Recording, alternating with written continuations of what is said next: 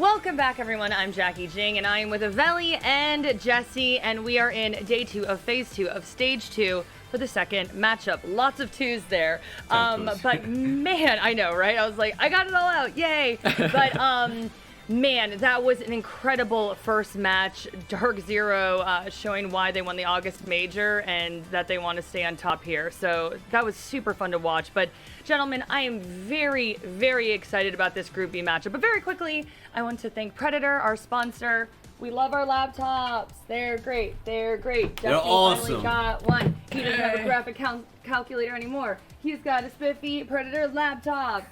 So there we go. I still have the calculator though, just in case. You use it on your laptop just now. As backup, but obviously he uses his Predator laptop all the time. So anyway, we just had to get that out of the way really quickly. But yes, let's roll into Soniqs versus Tempo and relegation.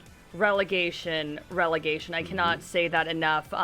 You lose, one step closer to relegation. Whoever wins is safe from relegation. And on top of all that, this is just one of our favorite Siege rivalries. But without question, both of these teams are feeling the pressure today. So let's start breaking this all down. And I'm going to start off with Tempo, because Intero is usually teasing me about, like, you know, sometimes I'm like, okay, this just coming in, and like I can be a little bit newsy sometimes. I used to be a news reporter, but we are actually dealing with a breaking development right now when it comes to Tempo.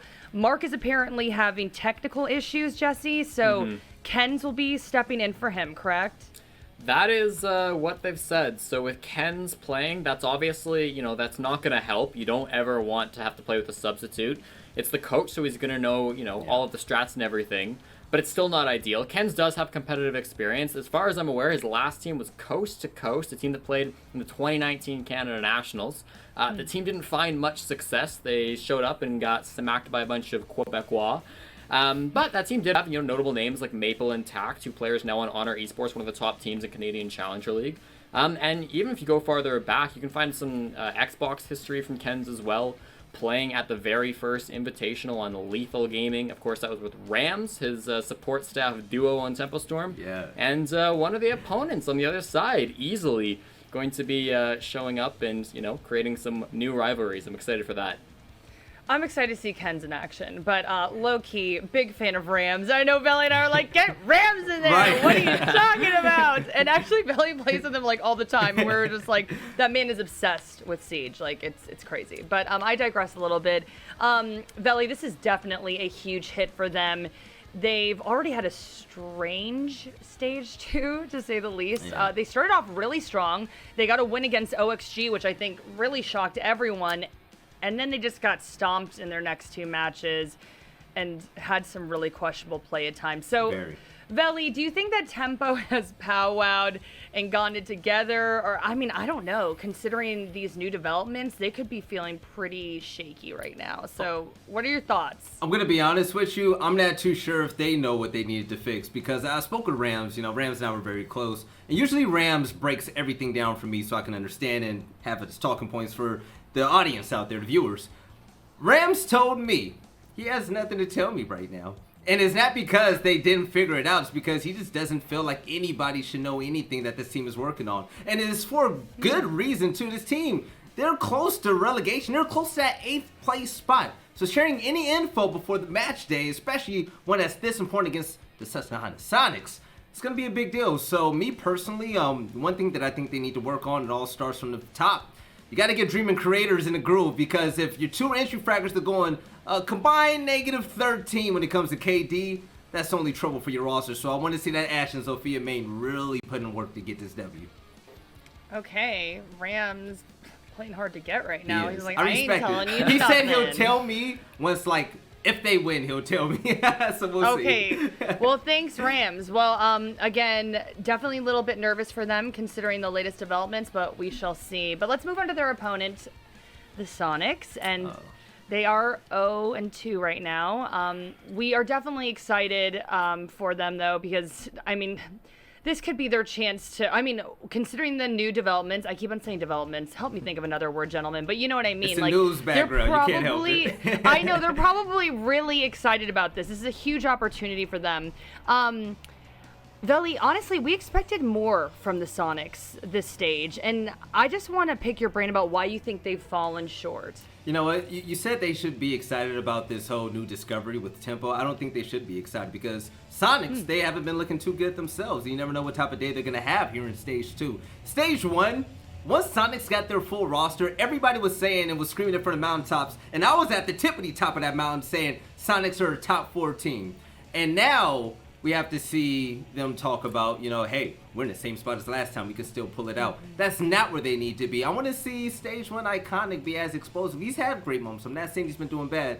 But Something and Gonfi, to me, they are seriously big players for this team. And I don't think they've been performing the way that they know they could. So if this team could really get together and make sure they can get their kills, executes down, they'll be fine, because I don't think Easily and Super should be at the top of the kill feed when you have players like Slep and Gonfi and Iconic running around, running and gunning. Yeah, I mean, I hate to highlight, the struggles that Slevin has had, but he really has had a rough stage too. He's an exceptional player. We've seen phenomenal plays from him, but currently he is rated second worst in the U.S. division. Like, I'm reading that right now, and I'm just like, I can't believe it. I can't. Yeah. But Jesse, this is undoubtedly having an impact on this team. Oh, for sure. I mean, Slevin still had some good plays over the last couple of matches that he's played on the Sonics, don't get me wrong. Yeah. But the frequency in which they're appearing is much, much less. Slevin's lowest cost from Stage 1 of all the matches was 62%, which isn't fine, but it's not great, but for a lowest, it's fine. His average cost of this stage so far is a staggering 51%. That's the lowest in the league. And that really shows that he's just not showing up to a lot of these rounds. And that's a big issue. If you're playing essentially 4v5 for half of your rounds, you're not gonna find very many successes. So I'm worried a little bit about Slevin's performance. It hasn't been that big of a season so far. There's only been 2 best of 3s for Sonics. So there's time to step it up, and there's been a long break. But we need to see improvement on Slevin's side. And it should happen. He's a consistent player in the past. He should get back on the horse, but we need to see it. All right, certainly. And gentlemen, let's get into the map selection now. It is time to find out which maps these two teams will be playing on. So we're going to bring that information up on your screen. And here we are. So tell me what y'all are thinking here. Okay, so Oregon from the Sonics is their most played map. They perform pretty average here because they played it so many times. Tempo have 3 losses on this map, and their only win was 7-5 against, Stage 1 E United. Tempo Storm won Cafe. They won this map, the opening match of Stage 2. Sonics have largely avoided this map, but they've looked fine here when they have played it. And then we've got Coastline, something really strong here on map 1, but they did kind of crumble in the opening game of Stage 2. Tempo on the other side have only played Coastline 1 time in the NAL, and they lost 7-3 to Mirage. So, I don't like these maps for Tempo, if I'm being brutally honest here. This does not look good. Man, Tempo taking a lot of hits right now. Well, Veli. Yes. Prediction time. Okay, this is an easy one. No thinking. I'm going to go with the full roster of Sonics. Yeah. Sonics should win at all costs tonight. If Sonics lose, this is outright just bad. We've all been bamboozled. Stage 1 didn't matter.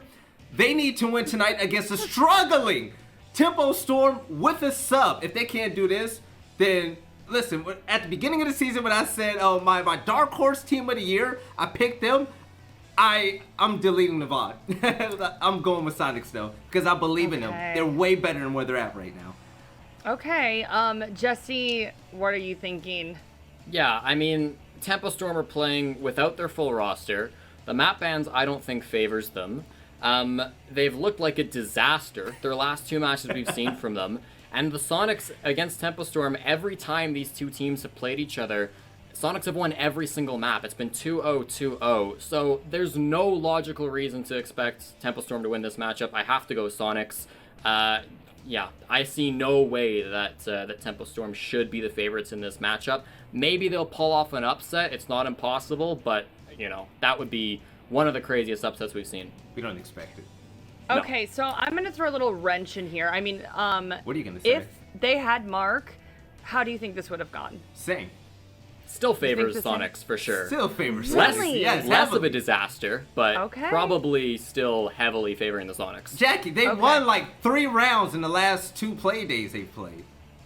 We're going with Yes, but Soniqs. they beat OXG, but I That's a agree while with ago, y'all. though, It at has this been point. real funky since then. So, all right. And now they're dealing with some technical issues, to say the least. So, Yes. anyways, we got it locked in then.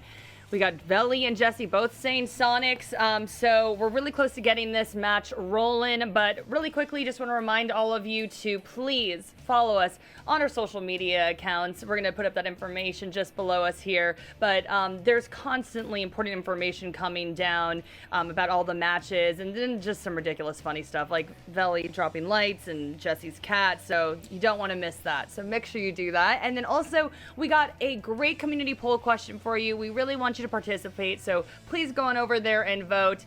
And last but not least, Blue and Stokes. Enough said, right? So we got Blue and Stokes. They're going to be casting Tempo versus the Soniqs. So don't go anywhere. We'll be right back in a flash. See you soon.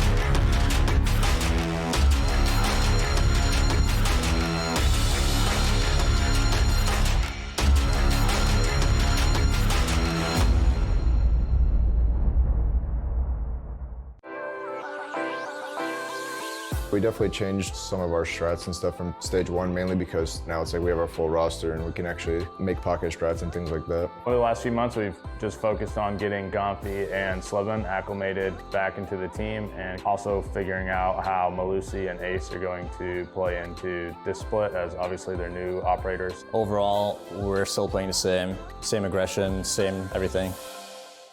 We want to be in that upper group, and so now we got to keep putting in the work and prove that we belong there. We've just been grinding a lot more. We're a lot hungrier. We just go through a lot of prep. You know, we get here at 4 p.m. every day and practice basically until 11 or 12. A lot of people know our team's kind of grinders. For us, we just play the game about 10 plus hours a day. Our primary goal is to make top 4 and then make invitationals. I think the main thing that we have to do as a team to get into that top 4 is find our style and play into the strengths of our team and kind of just set our own tempo. It's not necessarily about adapting to get into the top 4, it's just playing our own game, making sure we work on our small mistakes. We have a full roster now, so we have a lot of firepower to reach into. With 3 of our players in the top 10 and I think 4 in the top 15, and then I'm just hanging out watching the flank, I think we're already competing for a North American title.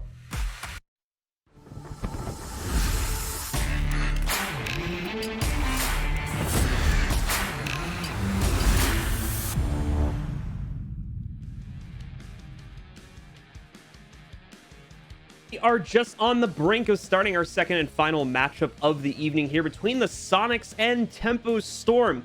If you are just joining us, a very important note: Tempo Storm is currently playing without one of their players. Mark was having issues with the internet in his local area, so Ken's, for the time being at least, is stepping in and will be playing as the 5th player for the roster. Now, obviously, that does not leave Tempo Storm in the greatest position here, considering the history between these two teams, where Sonic has historically anyway, usually come out on top of these matchups. Right, Stokes? Sorry about that, buddy. I was just getting Mark in my house real quick, so we'll talk about that later on, but I'm super excited for this matchup, folks. Soniqs versus Tempo Storm. This is for a big relegation as well. These two teams, as the analyst desk talked about prior, both of them facing off quite a few times before inside of the NAL. The Soniqs coming out on top of the pile every single time. I'm excited to see if the Soniqs, in their current state with how things have kind of been dragging along for them this season, if Tempo can finally get back on the road to beat them. All right, well, as usual, we have our community poll question. Be sure to go head over to our social media account at R6 Esports NA and submit your vote to the poll. We'll have the results a little bit later on. Today's question: will we get more than 5 dream claps on the stream? Is that a yes or a no? Dream claps, for those of you who aren't aware, usually follow 1 rounds by Tempo Storms. You can use that as a metric. Will we see that from them? Yes or no? Go ahead over to our Twitter account and submit your poll. Stokes, you think we're going to see that today, or? We better see more because that's only 5 rounds through 3 maps. If we go 3 maps or 2 maps, either way, not a bad, a pretty bad stat, excuse me. So I really hope that we see them get more than 5 Dream Clouds. Well, we're going to see if that holds true. With regards to how the maps play out here, we'll be starting out on Oregon, moving over to Cafe, and our third map we played on Coastline. It looks like the first map is ready to rock and roll, folks. So let's get into it. It is going to be going live here on Oregon any moment now, and we'll get into the bands to take a look at which operator is going to be getting knocked out of the pool here for our very first map. Are you excited for this matchup? Because I'm pretty excited for this matchup, John. I think I'm more excited to watch Ken's play than I am to see these two teams go at each other. I'm going to be honest. I'm still super excited, but I haven't seen Ken's play in forever. Yeah, it's been quite a bit, so it's going to be a nice opportunity for him to step up to the plate here, see what he can bring to the table. Obviously, we'll see what exactly that'll lead to when we get in game, but definitely a nice opportunity here to get another peek at him. Habana's going to be the first operator to get knocked out from the attacking side. Second operator coming up here in just a sec. This will be the ban from the Soniqs, I believe. And yes, it is indeed. That'll be Thatcher getting knocked out. Usually we see Maverick in the Habana position there, but other than that, things following according to trends for Oregon here. Yeah, the Habana ban coming out, that's a pretty unique one. As you were saying, we usually see the Maverick either taken out or, well, obviously he's going to be used for this one, but Habana Thatcher, the Thatcher makes sense. Hib, we'll have to see. It more than likely has something to do with either impact tricking or just the pure amount of utility that she brings.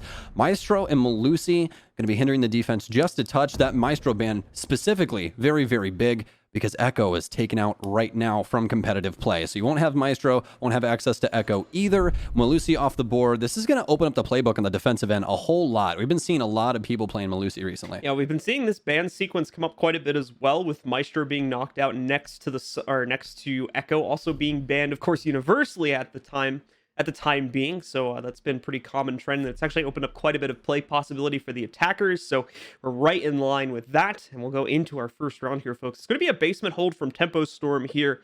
Everything looking pretty much business as usual here. We are going to see that quick 6-pick off the Kaid over to a mute, though. And at the same time, another interesting one there from Sleben, an ace to a buck, interestingly enough. So we'll see how that plays out for the Soniqs here over the next 2 minutes or so. Not too bad of a pickup overall, just because they know that Tempo Storm is probably going to run wall denial, so they're going to have to torch the wall anyways to get to it. So just overload your soft destruction and have easily handle all of the walls that are needed. I like this pickup from the Soniqs here, especially for, Gonfi, Iconic, Sleben. All three of these guys, hard fraggers. Give him a better gun here, see what he can possibly do. And by better gun, I really just mean overall, Buck's kit is better for fragging than what Ace's is. He has the AK-12, but you don't want to step out and die super early because of the utility. You got to respect what you have in your hands. With Buck, not only can you provide that soft destruction, but you can also get in those gunfights and not feel so bad about it. All right, guys. Well, here we go. Soniqs going to be let out onto the map any second now. Let's take a look at what their opening salvo is going to lead us to.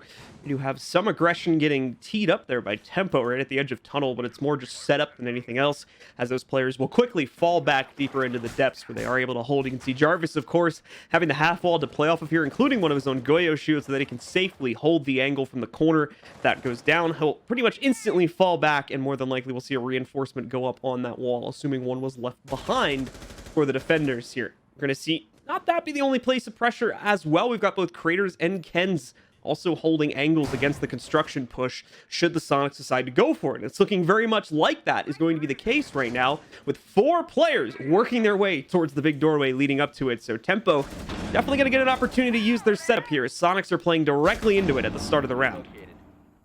Yeah, very nice crossfire, as you were saying. Ken's in a very forward position right now, very pivotal as well, as he's working this Goyo shield. Might be able to get our first pick here, but they're clearing it of all the stun grenades, as well as stun grenades pouring in behind him as well. So a lot of throwables right now for the Soniqs, but they're going to get the very first kill. It's actually crazy. All the way downtown with the mute SMG-11, slowing down the Soniqs right now. Most members from Tempo here still just kind of waiting for an opportunity to pick something up. They've already started it out well. Ken's, of course, taking a little bit of heat, but he's able to back up, get into a safe position. Super's had this advanced position on the back stairs actually for a really long time. He's been here for a good 40 seconds at least, but has not been able to do anything with it just yet. That may be changing, though. Another player's going to get forced back from the pillar. That's going to be Creators taking quite a bit of a hit from that as he goes down to just over 50 HP. Ken's still waiting for an opportunity to strike here, but Crazy gets his second. Fortunately for Ken's, though, he's going to pop up right into the crosshair of Super, get down by him. Not fully eliminated just yet, but Iconic does move in to finish the job now as he takes him down and gets pillar control for the Soniqs. Purely down to flank watch and some soft destruction for the Sonics as they're trying to fight their ways into sight with 1 minute remaining. No air jabs left for Super as he's already set up the flank for the Sonics as more droning goes in. Tempo Storm abiding their time, doing a pretty good job right now. They've backed up to separate positions. Ken's getting caught out earlier inside of Harry Potter on tower, but now it's up to the Sonics with no drones to try and make this happen. There's going to be a lot of face checking, and this is where Dream could come in and make some very, very large impact here for Tempo Storm with that M590. Oh, people with no information? Well, shotgun works perfect for that situation. SMG-11 still in hand, though, as Dream bounces back and forth on the shield. He sees a kneecap right around this door that he could use, get an early kill here, but it's actually crazy. So you hear him tiptoeing, more like tip-tapping through the field there on Super's head, but Iconic forces his way in, fights back out towards pillars as he rotates through, knows that someone's playing Freezer. Free Fire could come through. No, it's a triple kill for Iconic as he swings wide. Almost gets eaten alive from Laundry, though, as he fights back into Supply Room. He has the diffuser in hand, starts it behind the cabinet. Crazy, does he have the Nitro Cell? He does indeed, and Iconic gonna get ended by Crazy with a triple kill here in round 1. Super passive round there from the guys over on Tempo Storm, but it works out flawlessly, especially for Crazy there, who's just tapping players away one by one every opportunity that he's given, and for the most part kind of single-handedly tears apart this take here. Besides that, of course, other players still doing a good job of holding positions and at the minimum delaying Sonics for a massive amount of time there. Despite that fact, of course, Sonics were still able to get themselves some good map control, but just never really able to push it past the initiation point and get themselves into the site, leading to the eventual shutdown from Tempo's defense that we saw at the end of the round there in the 2 versus 1. Great play from Tempo, and specifically some great play coming out from Crazy in that round. Oh, absolutely. For the Sonics, they ended up getting caught up in a very awkward kind of take there, simply because Easily got picked off a little early on there, and he's the only hard destruction that allows them to get through walls. He's kind of the, the linchpin of the offense. If he dies, nothing happens. And the main reason for that is obviously he's the only one that can get the double wall open for Supply Room. So you go into construction, put a torch line across there, and now the entire area in which Crazy was playing is no man's land. You can't stand there or you die. But without him on the board, almost impossible to handle that positioning there, and Sonics ends up losing off of that. So hopefully Sonics can play things a little bit safer early on there, but it did seem like a pretty cheeky pick there by Crazy. Tempo's going to continue to rotate right around the site wheel here, move themselves upstairs to the next hold, following the usual trends. Sonics bringing some similar flair, but also an extra hard breach this time in the form of Slebin. It will be much more useful for trying to get access to some of the sketchier areas of the map. We also have that forward reinforcement there, the shield rather, being placed up on top of the bed. That's going to open up some interesting play capabilities for Tempo if they want to try and get a little bit more aggressive on this round. Seems that the little bits of it that we saw back in round number 1 worked out very well for them here. So, wow, this is actually a very aggressive setup here for Jarvis, specifically if he's going to be the one to hold this, which certainly looks like it's the case based on what we're seeing. Okay, so I'm going to go on a limb here, chat, and I'm very, very sorry that I usually predict things and they end up being wrong, but this is what I'm going to assume. They're assuming that Sonics are going to go for an attic push and that they'll waste most of their utility on that, trying to burn through. And when they rotate for Master, they'll be very, very low on utility. So that single ADS with the shield combo right there is going to make it so damn difficult for anybody to deal with that, because they're not only going to have no grenades, but no stuns to burn the ADS, and Jarvis gets to practically do whatever he wants right here. Yeah, as long as he has his shield and they can't rush him, he wins that situation. So Jarvis in a great position to find impact in a late round situation. The Sonics are not necessarily clearing in the way that you just mentioned before, Stokes. We've got an interesting clear coming in primarily from the bottom floor right now from the Sonics as they move in from small tower and are working their way over towards the kids' stairs from there. You can see this now with Iconic and Gomfy working their way through, already opening up some real estate here from the bottom up perspective, and I believe opening at least one of the mirror windows as well. Yeah, this is a double windows take here, John. So instead of going for attic, what they need to do is they need to get pressure onto kids' dorms and then start clearing out the entire A bomb site. And once they're able to do that, it's just a simple hop and plant situation. We'll see if Tempo Storm can try and slow this down any. It's going to be Ken's once again in a forward position. I like how he's just walking in at the sub as a sub and trying to make it happen. But hey, it's easily with the first pick this time around. On to Creators, not the worst thing in the world, but all the ADS is burnt and so is Ken's. Ken's going to get shuffled out into the open where Easily will have an easy kill for himself right there. Crazy potential with a good Nitro Cell lineup here, but he decides not to commit to it. Iconic finds yet another kill, and Crazy with another unfortunate missed opportunity there. there. This is the the kneecap of, I think it was Dream passing by him. Plant attempt coming in. The Nitro Cell is thrown, but it is immediately shot out by the players supporting the plant. And finally, we'll see Crazy meet his end. Jarvis finding quite a bit of impact here, though. Gets the first 2 kills for his team on the round. Now needs to find the next 3 in order to clutch this out. And he's already dealing with so much fire coming out against him. Super is going to be able to finish things off for the Sonics as they take swift control over round number 2. Great round 2 there from the Sonics. Instead of doing something default that they'll probably plan for, by the way, they did, we'll go for a white clear and go for a double window take. And it worked out super well. There's a lot of ADSs and other things set up across the map, especially for Attic inside of Master. So when they pressure that window, there's less utility to burn through for the offense. So they're able to get a lot of pressure early on, especially with popping that Mira down low, because that Mira was really the main piece for the defense to stick to try and hold down Dorm. So overall, a great take there from the Sonics, using that information game really early on. Time to see, of course, the Sonics can try to push this a little bit further. We're going to see a reattempt from Tempo Storm on the same site. More than likely without that setup on the inside of Bedroom, although we might see that make another appearance here if they're feeling confident in that setup's ability to impact should Sonics execute in the way they need them to. That's the problem, though.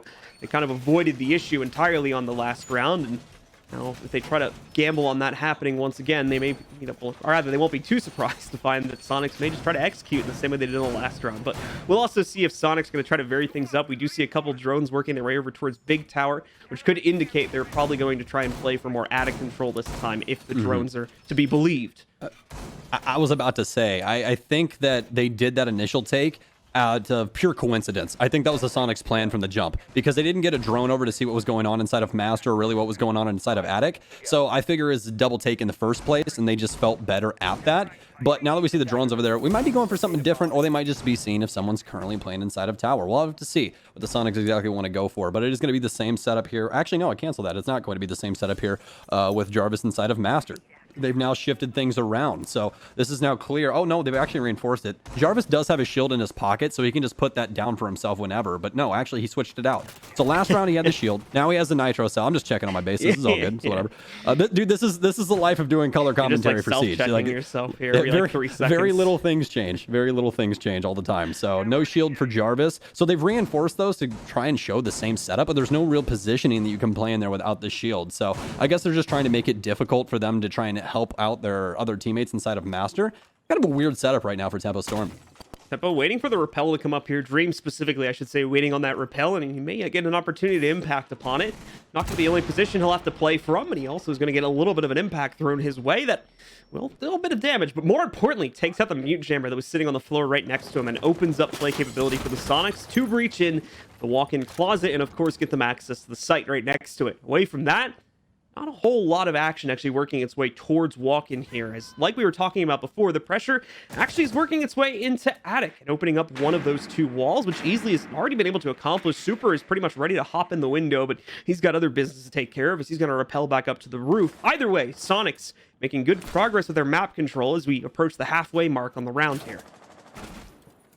That's plenty of time for a lot of action to still happen here, John. We'll see how it goes. Tempo Storm skimping back to site as Slevin and the rest of the Sonics start opening things up to make it a more drastic situation. Gunfights could happen at any time, but still plenty of utility to go through here. So it's just early beginning still for both of these squads. Crazy going to take a little bit of damage here from the frag grenade from underneath, but now he's got some pressure on his kid's window, so he's going to need to back up. I almost said Maestro window there, but Miro window there. Now gets popped by the offense. Sonic's in a pretty good spot right now, and oh, that was a very big drone to miss there, creators. Plenty of intel now on Crazy, so they've, for the most part, gotten the setup on site. This is truly what they need to worry about, though. Dream on the rotation. Let's see if he can get a big pick here. He can't. Nobody playing the windows, and now they've been marked, but Sonic's already mid-execute here as Jarvis and Kens get taken down. They also know exactly where Dream popped out from, more than likely, judging from where they're executing, so they know they've got a lot of free space to work with on the site. Dream is only just now going to be rotating back in, and Creators is already dead, so it's just on Dream. Gets himself up the kid's stairs, at least to pick off one for free as Iconic goes down. Now he's going to try to quickly rotate. Goes for a Hail Mary Nitro Cells. Not going to blow it up just yet, but even on the delayed explosion, unfortunately, won't lead to too much there. Gets tripped up on the way back up those main stairs. Is going to try and swing in, but as you might expect, he'll get shut down by Easily, as they very much expect that push at that point. And the Sonics take a second round in a row here on the kids' defense. Easley's been playing too much ranked and laying over there in the side of that corner, man. I saw that. Nice take there from the Sonics, though.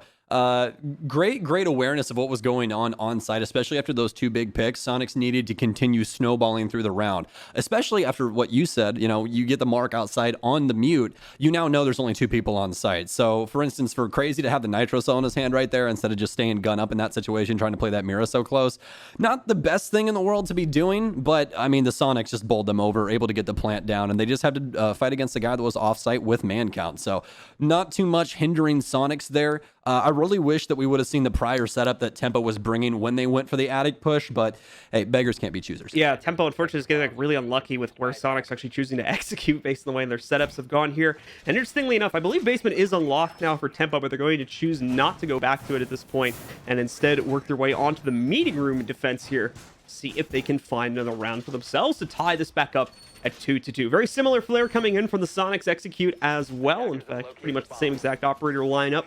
Not much reason for them to vary anything at this point, so they're going to work it just as well. See some extra reinforcements working their way up here onto the attic, and that's because attic is still very important to hold on this site. We don't see it played super often, so just to explain that, much like many other sites in Siege, holding the area above the actual site is going to prove very important because of the access that it gives to the attackers to any defenders that might be holding on site. Okay, so this is something that I haven't seen done for a little while. Lots of tower presence coming out inside of T3, and not the fact that someone's playing there, but the fact that we have shields and ADSs and everything else dedicated there. It kind of got given away by this right here, this big hole, but the thing is that Tempo Storm is actually using those holes for double duty. You might be asking what for, but I'll tell you, the angle upstairs inside of the tower sees through that flooring. So if they don't clear out the guy all the way inside of T3, Kens can move around to the other side, and you can actually shoot right down through those holes. Big brain Stokes, you're welcome, chat. There you go. So Kens can actually have a play inside of stopping them as well as anybody inside of attic, which is a really big deal. Tempo Storm has a lot of their presence pushed towards them going for a meeting plant here. Let's see how Sonics act. Taking a look at the Sonics, everything working its way in through master side. It looks like right now we're just the front door if they're moving in downstairs here. A lot of drone work, as you would kind of expect at this point in the round, due to the fact that Sonics are going up against the site we don't always see, and more than likely definitely don't see too often from a team like Tempo here. So a little bit of investigation to be done before the Sonics are going to feel comfortable moving forward. Now, that little bit of upstairs pressure, of course, they're going to have to realize that there's a counteracting defense being put up here by Tempo in the attic area, and Sonics are very well aware of that. It's just a matter of how exactly do we try to tear it down. One of the Selmas is going to be used here right by the big window to open up further access to kids in the back there and hopefully fish out one of those players, but no, it's going to be Easily instead that goes down here, but it is quickly traded. Now Tempo takes back the advantage, though, as Creators is able to get his team another one with the elimination of Gomfy, bringing things down to a 4 versus 3. Iconic trying to work his way into attic to retrade the situation back under his team's control, but it's already a little too late for that. And even worse, Super has also been dropped downstairs closer to the site. This is a big problem for the Sonics. They have all the top pressure in the world, but they have no horizontal pressure. With nobody downstairs, Tempo already knows what they have to do. They just have to play on site or a touch off site and stay out of line of sight from the Sonics upstairs. It seems like, I believe, Slevin is just going to stay upstairs and continue to try and work this verticality. Well, actually, no, it's backwards. Iconic stays upstairs, and then we have Slevin rotate around. Some damage onto the mute here, but Crazy finally going to get confirmed by Iconic. Slevin some more pressure onto the single panel, as actually neither of them have the case right now. Where is the case even at? I can't even see where it is. It's actually outside the double window right now, so I'm going to have one of the Sonics members grab that unless they're going to go for the frags. Iconic committing himself even further forward. Unfortunately, is not going to catch Creators sitting at the freezer stairs. Creators also gets himself an angle on his Slevin, but is unable to take him out. Slevin now alone in the 1v2. He does not have the kit, so he's going to have to try and frag this one out, but I'm pretty sure Tempo are aware of the fact that it's down. Despite that fact, we're going to see a swing from Dream there, and the two players will trade each other out, which will end the round in Tempo's favor. That's going to be tie point now at 2-2. Both teams locked up here as we head into the 5th round. Very strong around there from Tempo Storm. Soniqs keeps hitting the soft side of every single one of Tempo Storm's setups, if you've noticed. So, like, all of their utilities mostly set up for a specific push, right? And that's how every team works. And sometimes we'll see them rotated if they get early information on what the offense is doing. But every single time, the Soniqs have been able to work in undetected and get done what they really need to get done. This time around, though, Tempo finally nipping it in the bud, slowing down the Soniqs enough, especially with the frags on the horizontal level, able to clear out everything and force the Soniqs into a really, really bad situation. So great stuff there by Tempo Storm, but also great stuff by Soniqs, continuing to find that soft side of the defense. Right, folks, another basement defense coming up here from Tempo. If we remember back from round 1, this was the first site that we saw the folks from Tempo work their way onto, and it went quite well for them, actually. A pretty solid hold, mainly off of the efforts from Crazy, who was picking up frags left and right due to an early pick that I believe he got. It's the only hard breach from the Soniqs, left them without valid capability to really work their way into the site, and they kind of just wasted the rest of the time down hoping to get picks. They got a few of them, but unfortunately were never really able to get enough to get themselves into a plant, and then lost it in the 1v2. This time they brought a second hard breach, so that will hopefully fix the major issue that they ran into back in round number 1. That will also mean, of course, the Tempo will more than likely have to do a little bit more work on this round. Probably. We'll see if they get the initial picks first, because like that's what happened last time, right? I mean, easily dies early. It's very difficult to get that wall open. But as you said, they bring Sleben this time with the ace. It's going to have a large impact on the round if they're allowed to get to that wall. And then obviously the other bridge you have to cross when you get there is what do they have for wall denial? Well, the answer is none. So that's a pretty good thing. It means all of those aces are going to go off without a hitch. And it seems like Tempo Storm really wants to play this open, I'm going to say, with this Mira being here. That could lead to some complications later on. We'll see how it plays out. Mirror window at minimum will still give them good angles to play off of in the event that they're unable to fall back and reinforce that. But as you said, with the mirror window there, it wouldn't make much sense to reinforce it at that point, as you would just have a POV and more than anything, early warning that the wall was about to be hard breached, which is... You're now at a zoo for the Soniqs. Yeah, which obviously isn't super useful at this level of play. So more than likely, as you said, it's going to get left open. In the meanwhile, taking a look at what the Soniqs are up to, working themselves on opening up the hatch directly above electrical on the inside of meeting room. That should go off without too much of an issue. No resistance really coming in from Tempo there. That they would be able to resist it unless they got lucky with a headshot angle. But as you can see, there is no one really preventing that hatch from being opened. They'll just stop players from hopping down it. Sonic still trying to get intel as well here, since we're still very early days in the round. But Sleben has found enough to be able to self-push himself down through those freezer stairs for now, just to take out the default cam, but he's got that other hatch in the freezer open as well. So if his drone can get intel onto a player's position, that might open up some frag capability later on in the round here too. Well, Tempo is doing a good job of slowing down the Soniqs, but they've also gotten quite a bit of work done, as well as using their utility in some different ways. Already got the hatch open for electrical, so it's going to be very difficult to rotate back through there, as well as putting pressure onto the tower stairs. With no pillar player, oh my! Tempo Storm actually light up the scoreboard, but I don't believe that the new Iconic was inside of pillar! They did not. Double kill comes out for him. Big pickups here, but it's almost equalized out on utility. Ken's getting picked off a little early, but well, my disc's still out. Now the problem for the Soniqs, no more hard breach once again. Sleben's out. Everyone basically starved of utility, all except for Iconic still having an impact. He's going to use that to get rid of the shield here. Oh no, they didn't look around for the Frisbees first, and the Frisbee catcheth his impact there. So very big misplay for the Soniqs as things get more drastic going into the last 30 seconds. But two big pickups here for Sleben, and oh my, the Soniqs are all over the board on round 5. That AK-12, man. That's why we keep seeing Ace getting banned out. He's such a good operator. Even without the utility to use in that situation, he still comes in clutch with the gun itself and saves Soniqs in the midst of that round, where it was once again looking like they wouldn't have had the room they needed to push onto site. That's quickly changed up due to the Ace being brought in and picking up some nice frags. Great stuff from Sleben. That's now going to put Soniqs in leading control of the matchup. 3-2, of course, as we enter the final round of their attacking half. Soniqs are looking really good in the clutch right now, and that's scary for the series overall. Tempo Storm has been continually able to put Soniqs into a down man position, but the Soniqs continue to fight back. And picking up 3 rounds on this offense is a pretty big deal. I mean, granted, they do still have the Maverick, which that's usually the big bans that we talk about, as we were talking about previously, with Maverick and Thatcher being banned. When those two are off the board, it hinders the offense a lot. But the offense has a lot more access to other toys right now that are, being given to them. Well, for instance, the AK-12, just like, Blue was just talking about. Fantastic weapon on a really, really good hard breach. Ends up helping them with that round in particular. So we'll see if the Sonics can continue their reign of terror, at least over the kill feed, as it's been looking pretty dang good. And in the meantime here for Tempo, they've chosen to go upstairs now once again for their final round on defense. Sonics have had a lot of luck here being able to control rounds themselves and push the advantage even further into their favor. So we could very realistically be looking at a 4-2. Of course, the extra castle reinforcements now coming into play, mainly over here on Arsenal's side. Be a little bit of an extra wrinkle and probably open up some play capability for a defender that wants to try and hold here. It's assuming, of course, that we don't see Iconic or one of the other soft creatures here on the Sonics try to take those out right off bat, but let's wait a second here and see what exactly Tempo's going to try to set themselves up for at the beginning of the round, and it does indeed look like that Jarvis might be sticking around here, so... Oh, Blue, you've fallen right into my trap card, trying to clear the castle barricades with soft destruction, are you? Well, that's a pretty bad idea, because Jaeger will Mai exist, so if you clear those, you can't clear anything else. Isn't that fun? So...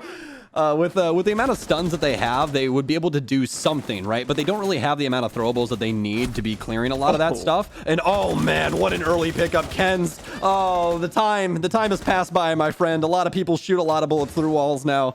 Oh, end up dying early on here, and that's a pretty bad storyline there for Ken's, especially with that lesion. But Tempo can still do something here. So very early beginnings here inside of round 6. Sonics with a nice pickup early on and still quite a bit of utility to use as the clear is coming in from small once again. It worked last time. Why is it going to work twice? Conic worrying about this pressure from underneath, trying to clear out these narrow windows that no longer exist, obviously, as they're setting up kitchen downstairs to try and defend any plants. But the verticality is being played by Crazies. He ends up lighting up Iconic on the way out of the kitchen. Iconic is going to be able to escape. Nice job by Iconic picking up the first kill and following the tracers from Ken's there in order to get it, by the way. Some good quick reactions from him has put Sonic's ahead. Now they're going to be able to see if they can keep it that way, however. As like we just saw a moment ago, Iconic nearly losing himself due to the top-down angle from Crazy, but that also reveals himself, so I'm sure Sonics are working on a plan to get him out of position now, as we can see with the two players trying to work their way in. Flashbang's getting dumped into the big window here just to try and clear out any of the magnets that are sitting on the other side. Easley's got a frag grenade primed. It's going to go in. Unfortunately, it is not going to be primed towards a player. Might have been trying to use that to take out utility, though I didn't see too deep into the site to see if they had anything there, but either way, it's going to be a miss this time. Gonfi will eventually meet Creators here, but Creators very much will come out on top of that fight, leaving him with just a few HP left over. He'll retreat to the depths of the basement. Dream with a perfect headshot angle, but nonetheless gets beaten by Iconic there easily. Also winning a fight. Super getting a plant opportunity. Diffuser goes down, and all of a sudden, Tempo are in a really bad spot here as Creators can only take one bullet, and Jarvis, well, he's dead, so he's not going to be much help either. That was a very weird instance, but now it's down to Creators in 1 versus 4 here, as apparently the air jab goes off after Jarvis tries to shoot it. Very low HP, and Sleben with a quick peek out the long hallway, able to take down Creators with a headshot, as the Sonics looking very dominant on this offensive side. 4-2 split in favor of them. Definitely a good start to the series for the Sonics, getting quite a few of their players pumped right off the bat here, and now they're going to have to chain that together and pick up at least 3 more rounds, half the total count, be able to take control of this map and give them the 1-0 lead overall. Especially considering that this is their map pick, they definitely would want a strong start to the series. They're going to go right to Kids for the opening round of the half of themselves here. All right, so Sonics headed straight to dorms, and let's see how this one will play out. Bringing, well, the usual criminals that we would expect here. Vigil being partnered with the Mute, Wamai, Jaeger, and Smoke going to round that one out. Offense looking quite similar to what we were seeing from the Sonics as well for Tempo Storm. So we'll see if they work the map in any different way here, but still worried about the same things. I have noticed, though, instead of the Zofia, they're bringing Ken's on the Buck. I don't know if this is by personal choice and he just feels more comfortable on the C8 or exactly what, but that is going to make things a little bit different here, especially for Creator's role playing the Ash. He's the only one besides Dream that has any utility that you can get rid of other things at range. Obviously, you can use Crazy Selmas in that way, but it's probably not going to be what's best for the team. So this is going to make not an awkward dynamic, but a little bit of a different dynamic for Dream and Creators inside of this round. We could see Ken's probably utilized inside of Kitchen, using that skeleton key to good use on the ceiling. The extra flashbangs at least are going to help with being able to clear out both the Jaegers and the magnets that'll be set up across the map, and that opens up some greater play capability for the smokes from Crazy, of course, if he gets an opportunity to use those to execute and hopefully plant behind them. But we'll end up seeing how all of that pans out, of course, over the next 3 minutes here. Now that Tempo are out and about on the map itself. Slevin's going to hide himself on the inside of Kitchen. Super will do the same from the inside of Security. And now they'll both sit back and wait for the opportunity to try and frag out against the early lurkers here from Tempo, who, at least in the case of Dream, are staring on the outside of Tower right now. And Dream's not alone on that either. He's got both Crazy and Jarvis working with him to get control of the tall structure to start off their attack. Well, Creator's waiting outside of Kitchen right now. Gets on drone to clear the area. Slevin not currently having the backpack on, so he is visible from the drones. Now the rest of this area downstairs sees the mutant side of Security, and Creators chooses to start putting pressure on this area. Has to worry about the double, but he's going to pop that open. Start seeing if he can handle these guys downstairs. He's going to need some assistance, but the rest of Tempo Storm currently working throughout the rest of the map. It's only a 2v2 downstairs right now, as I believe Tempo Storm's mainly focused on getting open that attic. Super still just waiting for his opportunity to strike. Not really forcing the issue, though, but now trying to get an angle with the shotgun. A second player suddenly reveals themselves to him, and it's Ken's. Slevin, though, coming in the clutch. Trades out both of those players, and Gomfy makes it a third from upstairs as he takes out Creators with a shotty, bringing it down all to just Dream and Jarvis to bring things back under control from Tempo. Great play from Slevin to flip that back around after Super fell on the inside of Security. That was very unfortunate. I know I've been saying that quite often, but my God, that was unfortunate for them. Slevin still holding onto the Kitchen downstairs, and this is practically all for naught at this point for Tempo Storm. It's a 2v4, but don't really have the utility means to get into sight. They do have Dream still alive, He's so still they like could... full focused on killing Slevin right now, though, which is a big issue for them. They still have no... You know what else is full? What? Oh, never mind. Well, his torches are full, but they have the wall open. That's what I was gonna say. But they actually had Crazy do that instead. So it's just these two left remaining. Not a very good round for Tempo Storm at all. It was mainly that bottom clear that ended up doing quite a bit of damage to him. So this isn't too surprising to see from Tempo now. They've realized that, like, okay, if we go attic, we're gonna die. If we try to go Kitchen and clear, we might get traded 1-for-1. Like, we might get him, but at that point it's a 1v3. So good luck with that one. So they are gonna try and move their positioning around to work their way in through Arsenal. They're doing this very quickly too, because obviously they don't have a lot of time to make this happen. Jarvis hops in. Dream will be right next to him, but immediately we're going to see smoke charges working their way out to try and delay them as much as possible. They're just dumping all of their utility in. Dream actually gets one as well. Iconic's gonna go down from that. Gomfy brings out yet another smoke charge and takes down both of the remaining players from Tempo to solidify the 7th round for the Sonics and also put them just 2 more rounds away from closing out this map. Really strong beginnings here for this defense from the Sonics. Not even really early aggression. It was reserved hold for not only the site players, but also the lurkers, as you were talking about, downstairs inside of Kitchen. So really nice setup for them and great abuse of the Vigil. Very weird that Tempo Storm was not able to get a bead on him, especially since he was just sitting inside of Kitchen. There was nothing really special about it. They just never really droned the area. Didn't use his backpack to avoid anything. He kind of just sat there among all of the debris that he caused on top of the table and was able to get away from it. After that, though, the Tempo Storm tries to bounce back, but it was mostly for naught as Tempo had been hindered quite a lot by losing 2 soft destructors down low. All right, folks. Well, as usual, we've got some great new offerings in the Rainbow Six store.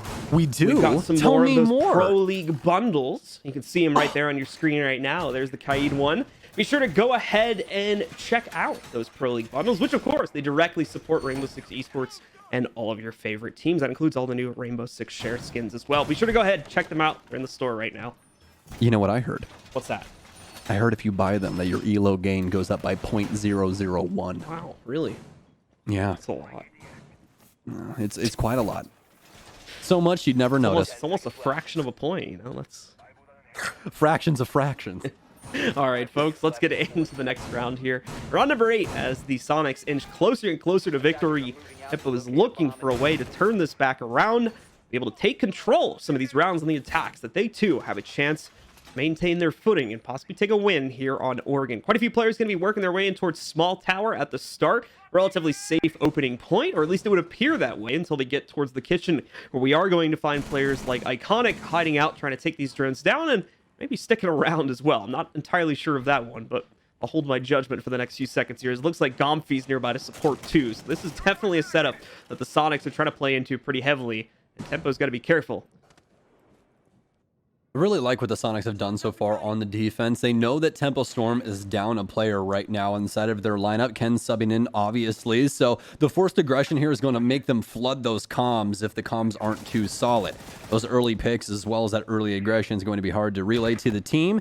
And with these early picks that Sonics are looking for, it could be the end of Tempo Storm. There's a lot of players right here, right now, specifically Dream inside of Small Tower. This early pick could be all they need. The Maverick off the board changes up quite a bit. They do still have the ace, though, so don't hold your breath too long here. Sonic's doing a very good job of delaying, continually getting rid of these drones as Tempo Storm is just not allowed to capitalize on them.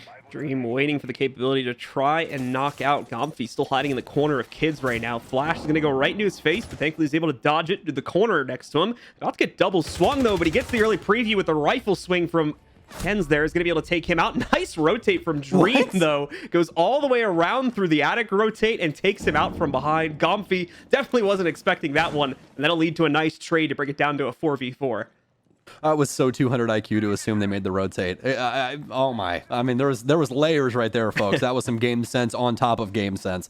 Anyways, Tempo Storm now down Ken's, but Gomfi traded out. So not the worst thing in the world for Tempo Storm, is they have quite a bit of control of the map, but not very much time to get things done. That's going to be the main issue for them now, is they're mainly focused around Freezer. Mostly looking like a Freezer laundry take for the time being, as utility goes down, start clearing out these reinforcements and such for Tempo Storm. Iconic going to be the first line of defense here for the Sonics for Freezer, as a lot of Tempo's utility being poured in, smoke grenades and all. They're going to lose one of their magnets there due to a frag grenade being thrown in the first one, the second one being a little bit too close. But at this point, that shouldn't matter too much here for the Sonics. They've got it down to 30 seconds. They've got it into a 4v4, and a lot of the utility from the attackers has already been wasted. Tempo going to be relying a lot on their fragging capability to get in here, and thankfully things are going to start out well. Dream gets his second, now third on the round as he takes out Iconic here. Lots of control suddenly going under the wings of Tempo Storm here. Sleben going to start to battle things back, but he loses his teammate just as quickly. Sleben now alone in the 1v3 with only 5 seconds left, though. Dream needs to confirm the plant. He's well on his way to doing so. Sleben might have missed the note on this despite him being close by, and indeed that's the case. Takes down the planter, though, doesn't confirm it just yet. Goes for damage on Creators instead and brings him down low as well. Sleben still with plenty of time to play this out and needs to try and isolate these headshots. Finds out where the second player is. He now knows that they should both be on the inside of Freezer. Now it's a matter of trying to get aggressive. A look for... see if there's a free angle through that soft destruction. Doesn't find it. Tries to fire through it on the left side instead. Now going for the swing here, trying to take out Jarvis, but he can't get any damage on him. Now it changes up. Goes for it with the pistol. Downs him and brings it down to only one player. But finally, Creators will get the last laugh here as he finally gets the opportunity to shut Sleben down as he tries to get back control inside of the site. Not the prettiest post plant, but it'll work. Very nice setup there for the Sonics going into that last little bit, but it didn't work out for him. I assumed because they had those crosses that it wasn't going to be the worst thing with that Freezer take, but Tempo Storm with an immense amount of firepower, bowl over everybody in sight. Nice pickup earlier on onto Iconic, which really freed a lot of things up for them to put pressure into Freezer. Also utilizing those air jabs especially to make it to where you can't push Freezer how you want to. Helped out Tempo Storm a lot in that instance. The Sonics want to head back downstairs after that one. You can't exactly blame them. It's just kind of a botch into the later half of the round there. They got the pick that they needed, and they had everyone inside of sight how they should have been. They just ended up losing the gunfight. So headed back downstairs to see if they can finally push themselves to map point. All right, guys. Seeing if that can be the case here for the Sonics now. It's 2 more rounds away from being able to close this one down. Going to try things out on the basement once again, since they came very, very close to success. Only to be thwarted by Tempo and primarily Dream doing some great work there from the fragging side of things. Overall, though, operator lineup going to bring a lot of that similar flair. Ken's does actually bring in the Zofia to the picture this time as well, so might have actually adjusted that a few rounds back. I just wanted to notate on that since they switched away from the buck that had been used earlier on in the matchup there. So a few seconds away here from Tempo being unleashed. And more importantly, kind of want to see here if Sonics are going to try to play this as aggressively. Their operator selects would indicate no. And I think based on their current positions, we're going to see much more kind of traditional positioning being set up here by the Sonics. A lot less of that roam game that we saw back on the first and second floors in the last round. Okay, well, we are going to have the Sonics with very similar mirror setup to what we saw the Tempo Storm bring. Tempo Storm bring. Yeah, apparently they got a "the" in front of their name at some point. I don't really know. Anyways, so Tempo Storm going to be going for a small clear here. Now it's just make all the orgs like really mad at you. Just dude, we're going to get back on the Ohio State. That's what's going to happen. The yeah. Tempo Storm, the Dark Zero. Just force it onto everyone. Just force it. Just get a bunch of angry tweets from org owners. See how many I can collect. Just wear them like badges of honor. Put them all to your banner on Twitter. That's what you need to do. Anyways, Tempo Storm starting things off here, clearing out the map as per usual. But let's jump over and start talking about the defense a little bit. Let's start talking about things that are interesting. Droning isn't that interesting. They're just getting information and looking for people on the map to kill and seeing where utility is. This defensive setup right now for the Sonics, I like what I'm seeing. I like that they've made it to where Super can play both of these Miras in a very tight-knit area. So wherever the pressure comes from, he's allowed to help them. So if Gomfi has to step back, Super can step up, or Gomfi can go play that mirror, while Super's also handling laundry. There's a lot of good things that the Sonics are doing here. Tempo Storm seem to really want this back take. They just got electrical open, and now they are starting to pressure down into blue. Need some of that back tower spice as well to handle Iconic on pillar. See Iconic waiting for an opportunity to take out the player on backstairs, but won't get it just yet. In the meantime, Craters is going to have a little bit of free reign. Take out at least one of those shields, or try to take out one of the shields. Doesn't look like it was successful on the first peek there. Second one should definitely get the job done. Hopefully taking out that shield and giving a little bit more room for Tempo to breathe here as they try to push their way in through the tunnel. Slevin, though, still very much ready and waiting to try and take this out, as it looks like, no, in fact, the shield still has not gone here. Frag Grenade going to absolutely destroy Slevin's HP, and the Goyo shield nearly kills him off. But he's going to be able to survive, pushes himself forward. The drone will isolate out easily, suspicious. I don't know if it saw Slevin. That drone should have, though, on the way in. So assuming that either one of those two caught him here, there needs to be an immediate reaction to take him down, because if not, Slevin's in a very powerful position to shut things down. Thankfully, though, the player from backstairs will actually catch him out as Crater just pushes up, and no one's any the wiser here. Dream as well assisting with that. Iconic finally trades it back, but Craters now on a triple takes down Iconic before he can find any impact, and Craters will end it on a 4K. Beautiful round from him, and very much deserving of one of those Dream collapses we just saw on screen. Very unfortunate miscommunication there for the defense, but amazing by Tempo Storm to capitalize on it. They got all of that pillar pressure without anyone knowing it at all. It was just completely unannounced. Walk in, take control of pillar, and they're able to get two big frags off the back end of that. Sonics, apparently not knowing that pillars was clear, ended up playing that 5v5 in a little bit of a awkward fashion, then ended up getting a couple of their players killed, but they almost ended up having it once the refrags came through, but Creator's just too powerful on the Ash. Sonics now headed upstairs, and we're having a 6 pick off of the Womai here, bringing the Valkyrie for a little bit more information. Some cracks starting to show in the defense for the Sonics here. Whether they'll be able to fix them or not is up to them, of course, as now they go back upstairs where we have seen some success from them already. Time to see if they can replicate it once again here, as Tempo finally finding their own strength. Going to get back into this game, and they're only one more round away from being able to do it here. So the Sonics have a bit of a rude wake-up call coming if they can't repeat a win upstairs here on this site. We're still going to see quite a bit of a roam-heavy operator lineup with regards to Easily and Slevin being able to move themselves across the map. How far out they will go, of course, we'll see that in a moment here, as Sonics did favor that playstyle quite heavily at the beginning of this half, but at least based off the basement play, did decide to draw it back. Very good chance we're probably going to see it make a reappearance on this round, though, as it does give a little bit more freedom to those operators. Okay, well, Tempo Storm now out the gates and onto the field. Bringing the Ash, Zoe, and Ace once again here. The Zoe, a new one for Ken, so you've seen him mostly on the buck for their offenses so far. Didn't really have the potency that they were looking for. That skeleton key not getting a lot of good use, so nice pick up here for Kens to pick up the impacts and concussions to see how well he can do. Tempo should know what they're walking into this time around, as the Sonics are holding down the areas in which they did the last time that they held Dorm. Still have those two players downstairs, Super inside of security and Slebin inside of kitchen. But with Womai off the board for the Sonics, that's going to be less that Tempo has to burn through on the defense. So depending on what intel Tempo does get, we could see a bunch of different things. Already a quick opening going to be happening over towards the attic walls here. Shouldn't be too much of a delay on our attackers being able to open that, specifically Dream, the one doing that work. But Doesn't look like they want to gather a little bit more intel before the job is done. Actually, I'll take that back. The job has already been done. It's so quick, I missed it. Ken's, of course, now firing in some of the charges from the lifeline. One of them is going to get eaten up by an ADS. Second one, I believe, might have suffered a similar fate, but either way, no impact on taking down the reinforced shield. And actually, no, we still have that second ADS alive as well. The good news, though, is the shield is actually too close to the window, so Dream just moves right up, torches it for about half a second, and then bye-bye to that. No more ranged charges need to be used in order to self-destruct that away.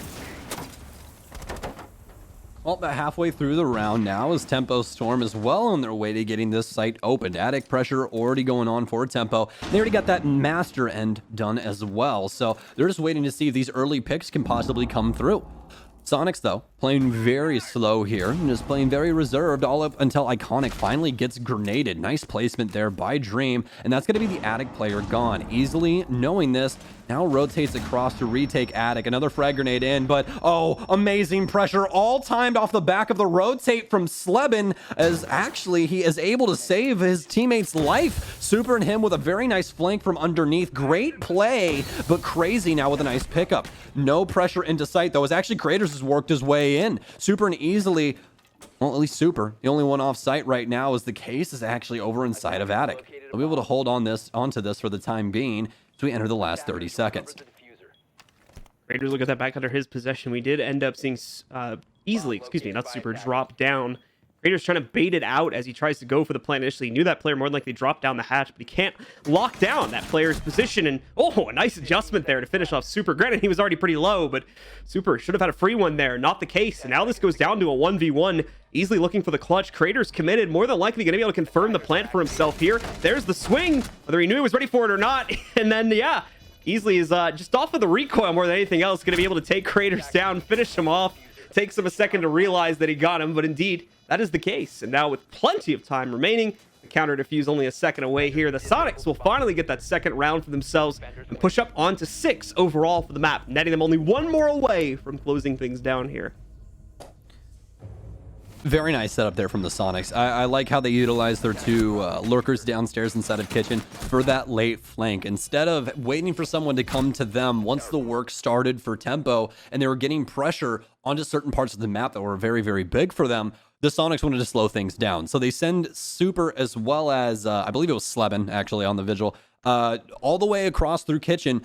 The kitchen hallway, excuse me, all the way across through the kitchen hallway to Big Tower, able to get a lot of very, very big frags there, and they all timed it with the Valkyrie to pinch onto Attic. That was beautifully done there from the Soniqs. Great communication overall by them, and that's exactly why they're sitting at match point. Yeah, I was a little worried about what that roam presence was going to be able to do in a late round situation, but thankfully they dashed those fears pretty quickly with that beautiful Attic pinch to shut down most of the normal execute from Tempo. Despite that fact, almost saw the clutch come out, but a little far away from that one, as Easily was able to very safely control the situation and still put Soniqs in the winning position to push them up onto 6. One more is all they need. They're not going to go back to the basement, seeing as they've had a lot of issues winning rounds there. Instead, it's going to be the two sites right next to each other here on Kitchen and the Cafeteria. See if they can get themselves their final round here in order to get them the 1-0 lead on the series and put Tempo in a very, very bad position overall for the league.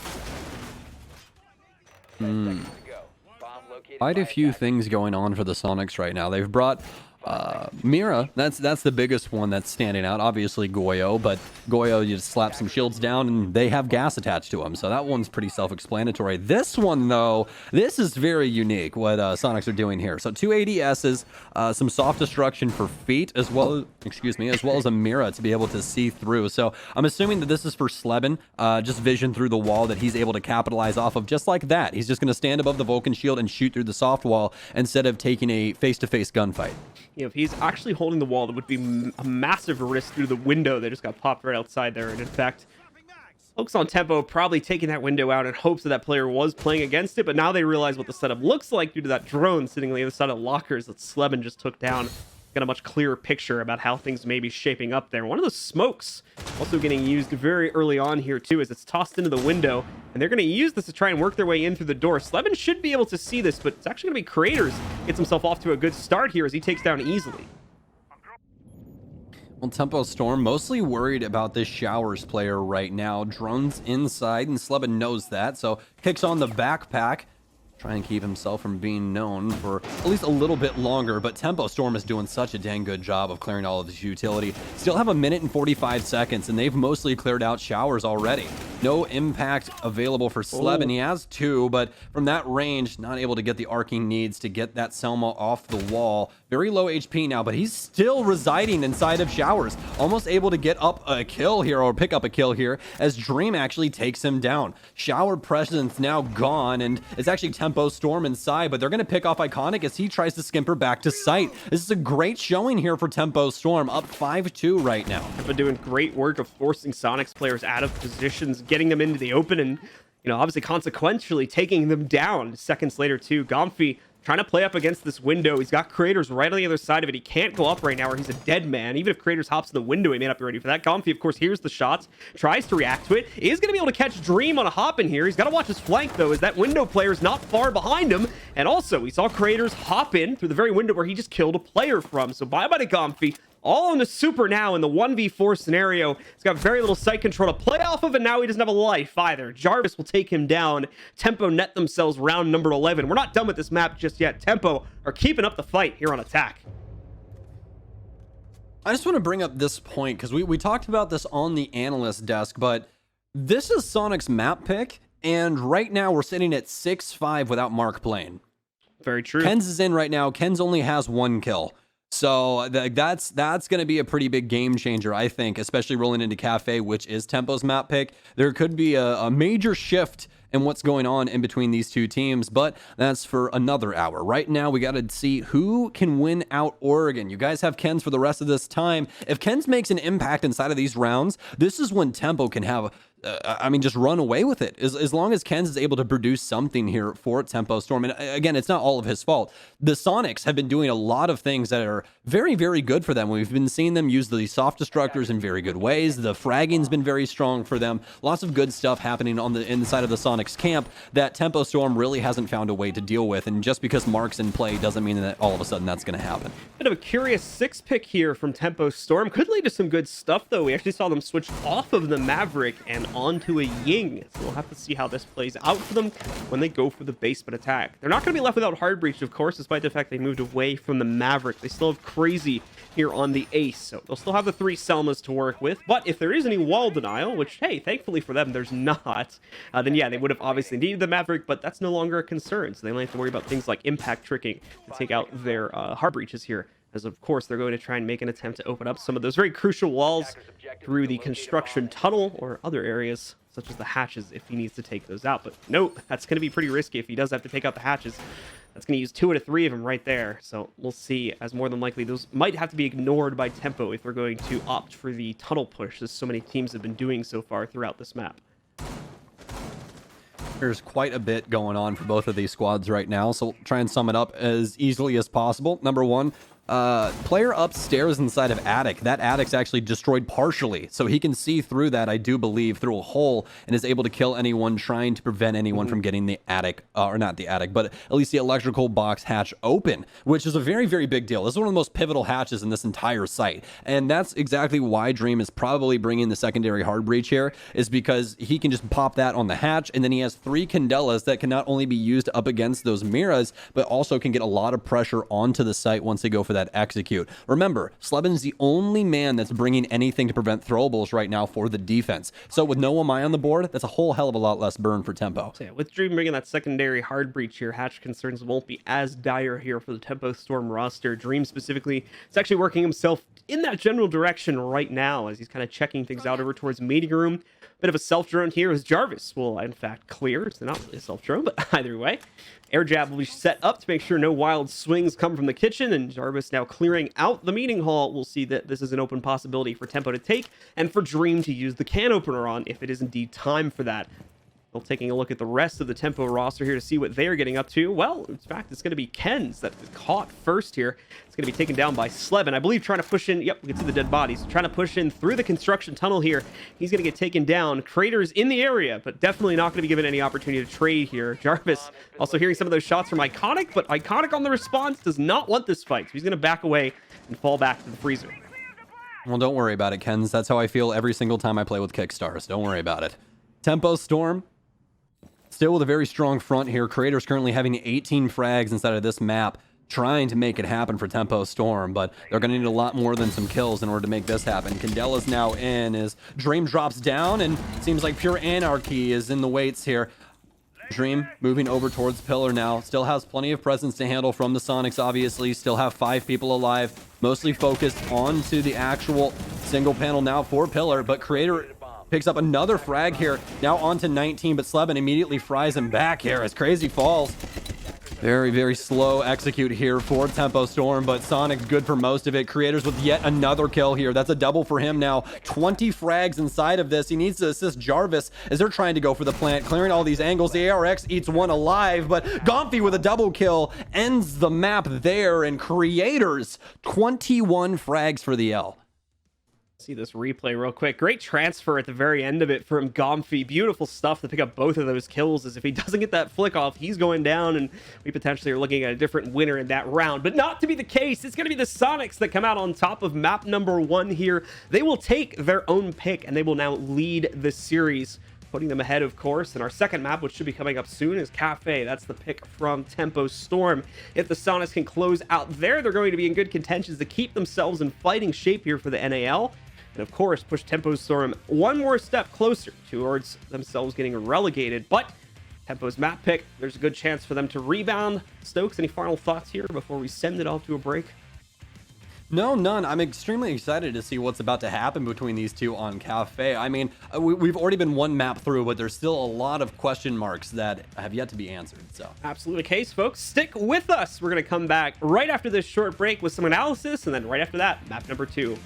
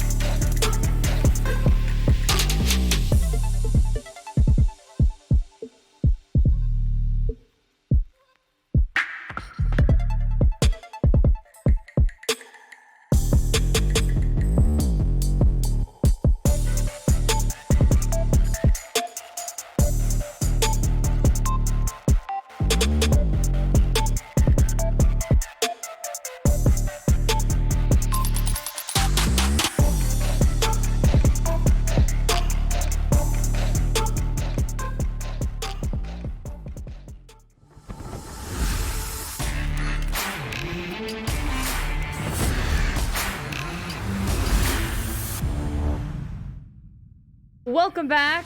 First map, Oregon, going to the Soniqs 7-5. Tempo putting up a decent fight, even though they were without Mark.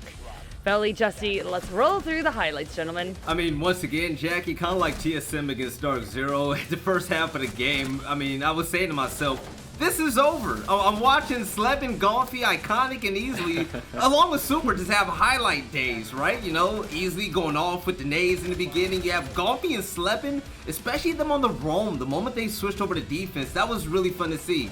But seeing Iconic just back on his flow again, that was beautiful. But also, Tempo Storm and Creators went absolutely crazy. They didn't want to lose, Jesse.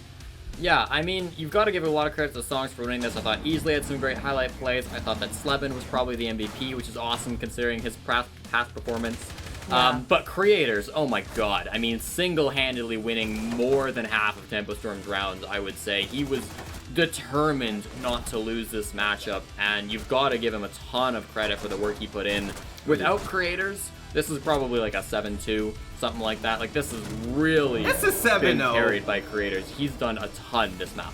I mean, he did a big job, and everyone else stepped up too, right? Especially Crazy. Crazy was holding it down in the first half as well, along Crazy with Creators. first round, yeah. Yeah, Crazy, you know, he kept about an even KD throughout the first half, but, I mean, it says a lot when your coach is playing, and not a knock on Kens, right? He's not a professional player, he's a coach. Yeah. And he struggled to get kills, and, you know, no knock on him, but he wasn't expected to really step up and really fill Mark's shoes, especially in the role that he was playing. So I'm really happy that everyone else on Tempo plays significantly better than we've seen in previous play days with them here in Stage 2. It says a lot. And gentlemen, I'm sorry, this is just coming down. We've been closely monitoring the situation with Mark and Veli. We have learned that Mark will be able to join his team. What? For map 2. Are you serious? This is coming down. So That's this is a amazing. pretty big change up. Talk to me about what you're thinking right now. Okay, what I'm thinking right now is that we don't have to see Kens run around with the Legion and die within the first 30 seconds now without a kill. Now, that's significant, okay?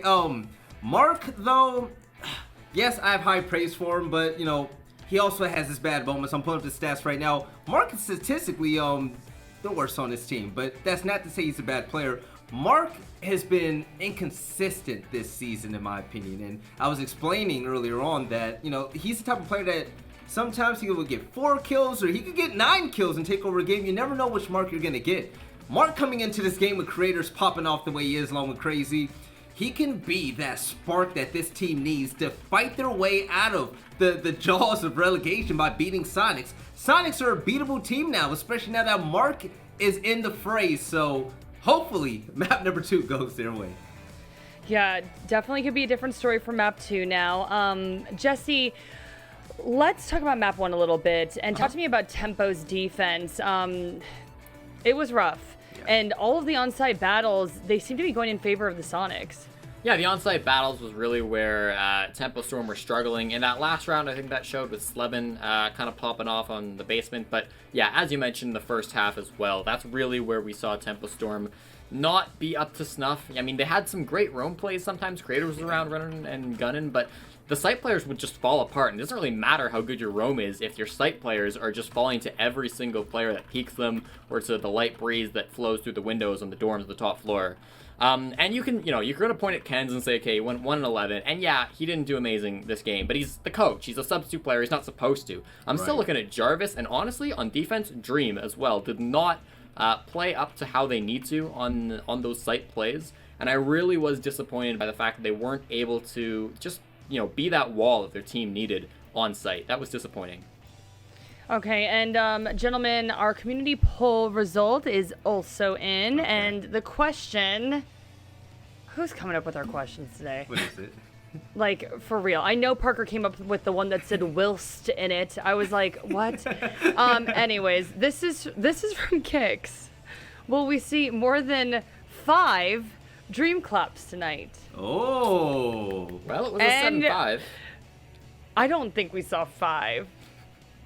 I was watching the I Just mean, the Gang oh my feed. I gosh, didn't see Jesse's him. like, I don't know, Jesse, maybe you're right. I don't know. Anyways, 70% said yes, 30% said no. I mean, I'm always down for more dream claps. So, Always. Makes the world yeah. better. I'm with the audience. Yeah, 5 is good. He just looks so cute when he's doing it. I don't know why. I've never seen clapping look so adorable. But yes. Anyways, let's get to map 2 here, Cafe. Really excited to see how this one plays out now. That was a close map 1, and yeah. So let's hand it over to our casters, Blue and Stokes. Take it away, gentlemen. All right, thank you very much, Jackie. And ladies and gentlemen, it is time now for map number 2. We are about to head into Cafe, which is the pick from Tempo Storm, and will now have to be their redemption run here. As we talked about already, Mark is rejoining the roster now, so they are back to full strength. Big question here, though, and I'll throw it to you for this one, Stokes. Is that going to be enough for them to be able to win the map and send us to a third one? That's a very, very hard question, but I'm glad that you asked it because I think it's the elephant in the room right now. I think that they've got a very, very good chance. The only thing that is stopping me from saying that they can definitely get us through map 2 is that they're going to be starting on offense. So we'll see how strong they are on the offense of Cafe, because that's the most hindering part of this map. The amount of rounds that you lose on offense dictates how well you have to do on the defense. So, I mean, if we end up, 1-5 right now and they switch over to defense, it's going to be a pretty smooth sailing for the Sonics if their offense is quite strong on Cafe. That's usually how these maps end up going. Who's got that stronger offense? I would agree. So we're going to find out if that'll be the case here in just a few minutes. We've got quite a few players from the Sonics firing off here.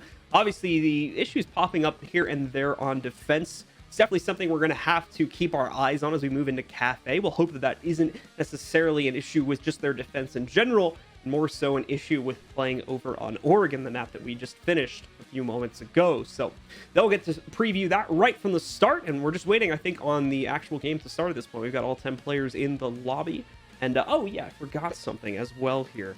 Stokes, you got something to show us once again, isn't that right? You've been gaming it out. You've been having some fun. What have you been using for that?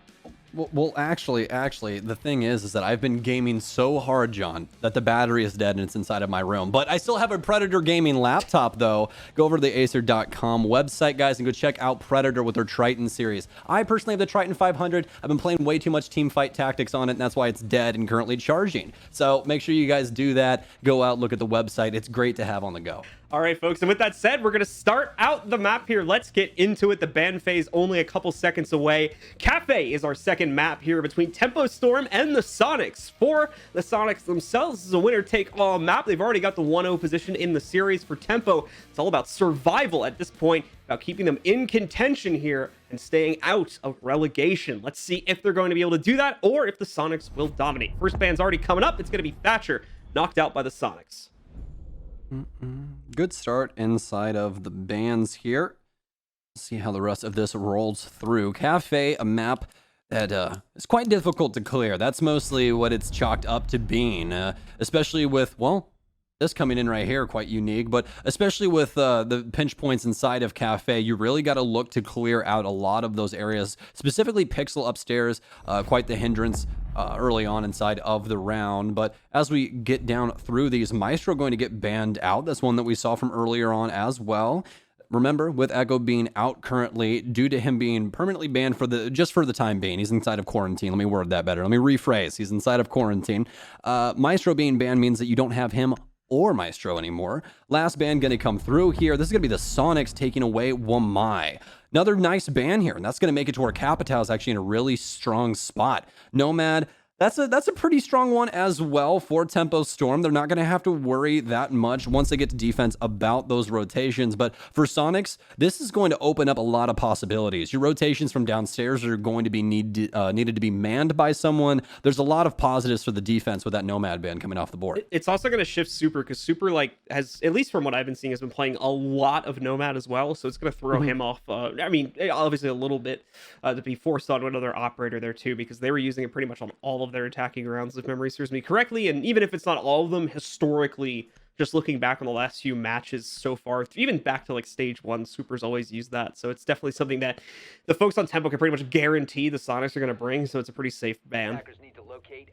Yeah, absolutely. And just to be honest with you for a second, Nomad is one of the most annoying people on this map in the planet. Yeah. There's so many spots, John. You have no idea. We have a Nomad main on our my personal team right now that I'm coaching, and my God, dude, some of the things that I see, it's not okay.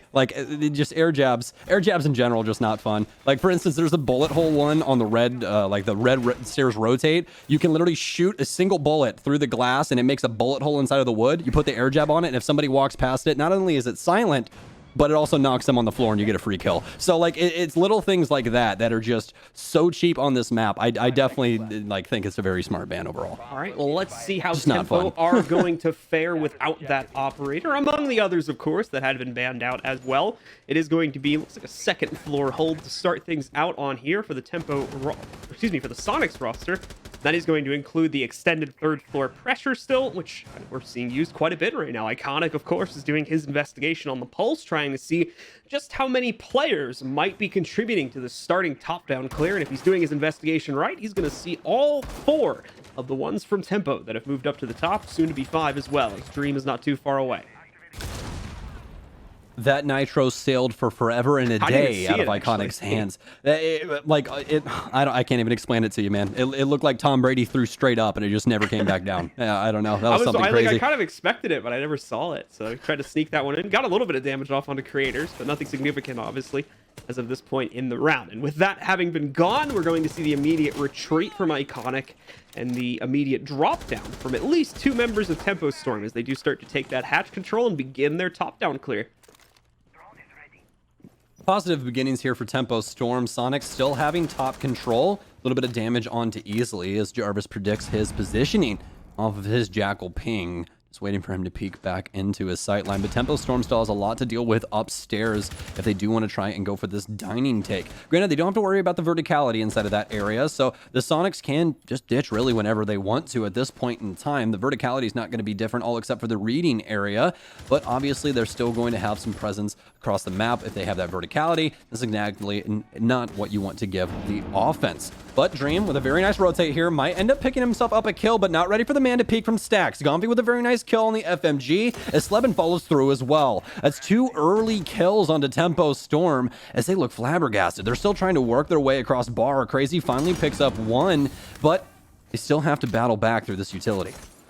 Crazy, definitely the start of some good impact here, is up until this point it seemed like Tempo kind of been throwing themselves at the Sonics to try and get map control, and ultimately it not really working out too well for them, but that's the start of a change, hopefully, throughout the rest of this round. Still a little under a minute to go here, so Tempo have got a couple more seconds to try and gather intel and figure out what exactly the strategy is going to be. But after that, it needs to be all commitment, and we need to see it happen very, very soon, like I was saying before, as we approach the 30-second mark here. A few more top-down angles being opened up. The members of Tempo hoping that they're going to get lucky and find players in more standard positions, but as of this point, we haven't seen that yet. Craters finally committing himself to the drop-down, but as you can see, there's just a sea of players from the Sonics spread out across this floor. It is not going to be an easy task to get into the site, let alone win out this round. Great reaction from Jarvis there, but it only saves him for a second as Gomfi's there to trade him out a moment later. Crazy as well gets himself 2 more for 3 overall on the round now, but he is unfortunately out of time, and Super is going to take the safe route to win that one. He'll dive into the library, keep himself up, and win it on the timer. Quite an explosive beginning here to Cafe. See if this something crazy in round 1. You notice that? Like round 1 on the last map, he went insane as well. I mean, it's mostly just because of what the defense has been doing so far. You know what I mean? Like Sonics, very aggressive front. I really like the pulse play and how they were trying to get the early pick. Not a lot of people are going to be suspecting that, you know? Like nobody was even looking to the sky when they opened that hatch, you know what I mean? Like the nitro cell all of a sudden went off, and I think the Tempo Storm got scared for just a second, as that was not supposed to be there. But overall, a nice fight back there from Tempo Storm. They handled the situation upstairs nicely. They got the picks that they needed. But, I mean, the rest of the kills just came in quite late. But I will say this, Gomfi with a very nice rotation. Really just the star of that round, goes all the way over to Red Stairs, able to play the footholds that they have inside of that hallway. And that's what's been very strong from the Sonics inside of both of these maps so far, is they have these little niche setups around the map to where you can move to that and play that position, and it's very, very strong. Instead of it just being an angle for one thing, you now have some protective cover or something along those lines with multiple angles that you can use to slow down the offense. I like what they bring to the table. All right, now the setup for the Sonics is, of course, going to shift up to the 3rd floor now. No first floor hold just as of yet. Oh, hold on. We might be canceling this round out. 5 seconds remaining. Just waiting on a confirmation here. But either way, we'll continue talking about it as if the round is live until we get confirmation of the rehost. But one was called for by the Sonics. Oh, and there we go. Yep, so we are going to rehost it here. But either way, just to take the conversation back to much more of an overall perspective here, Soniqs definitely with a good start in the map here so far, getting themselves off to a good foot, nearly losing it once again due to the heroics from Crazy that seemed to show up on the first round, and then we don't see as much of it a little bit after that. Similar fate that he suffered back on the first map as well. We'll see if he gets an opportunity to do that a little bit later on. We're just going to close out that round really quickly, and then of course look to rehost this game as fast as possible.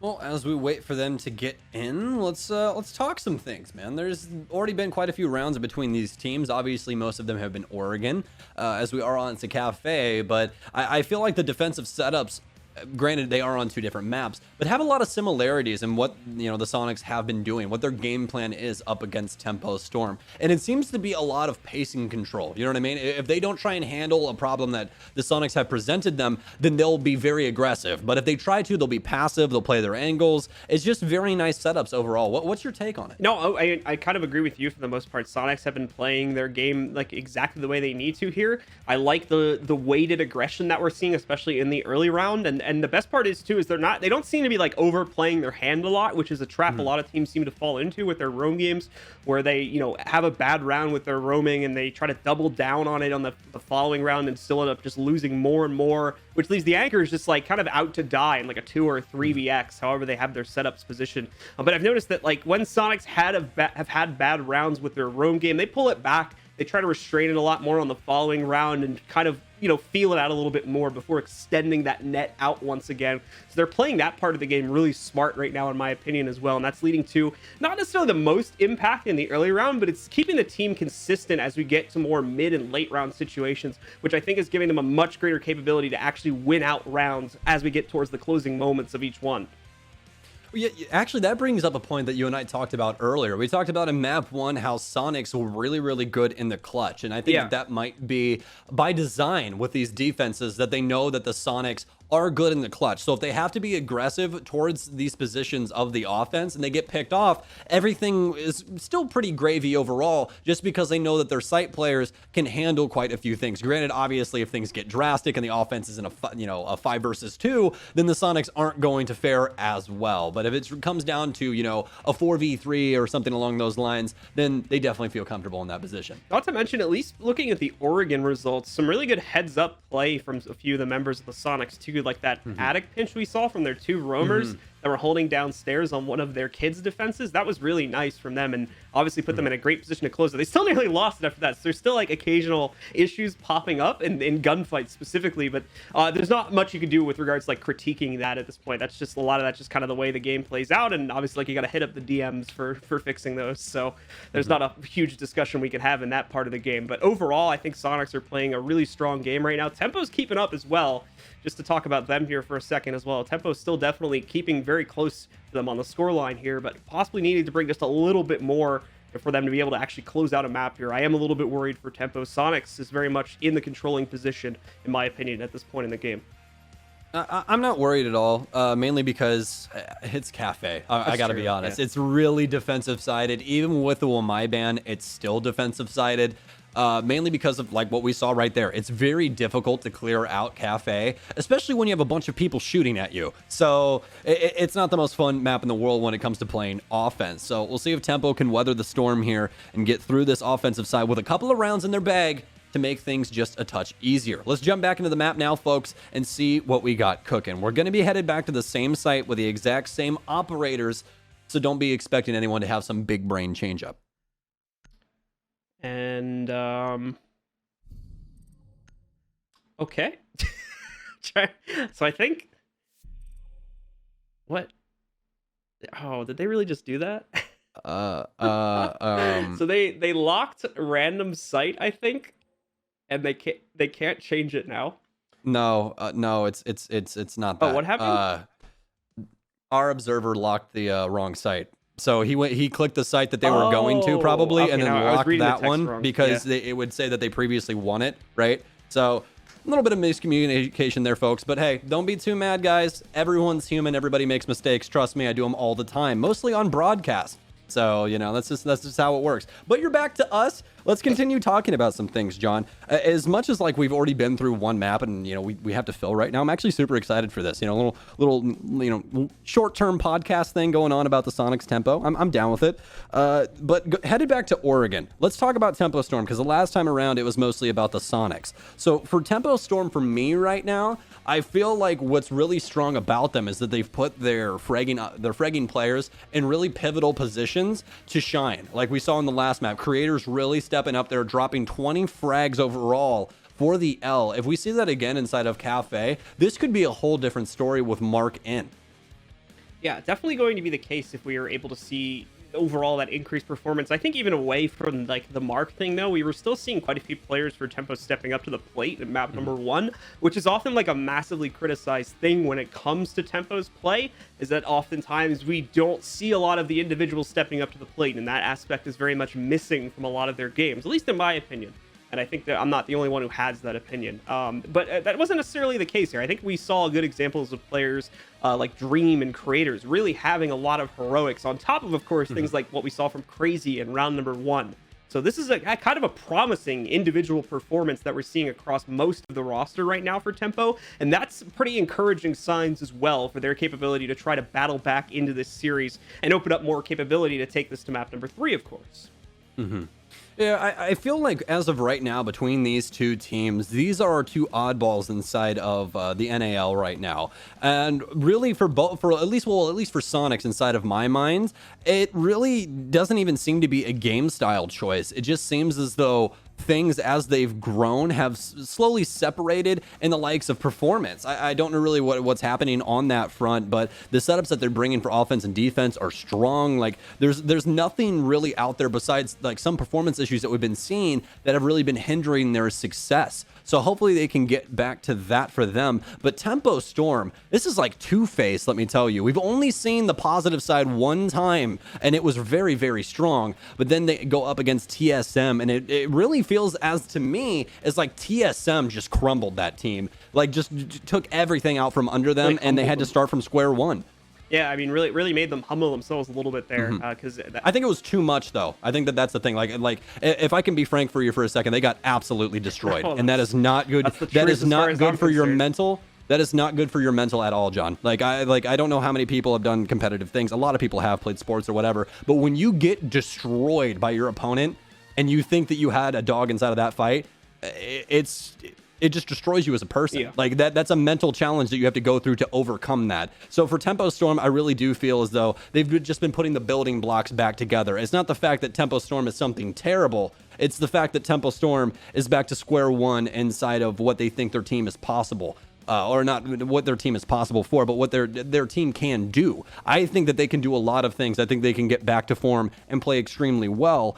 But it all starts here. What can they produce on Cafe? This is the full lineup in, and this is a very, very big match between these two. A lot on the line. Yeah, obviously things have not gone very well with the way that the first map has started out, but plenty of opportunities for redemption here on Cafe. We are live once again, folks. Apologies for the multiple rehosts there.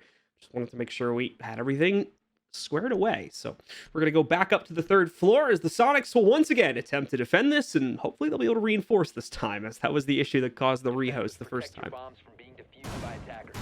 Okay, well, Slebin put a reinforcement down. Let's just count them out real quick. Hold on.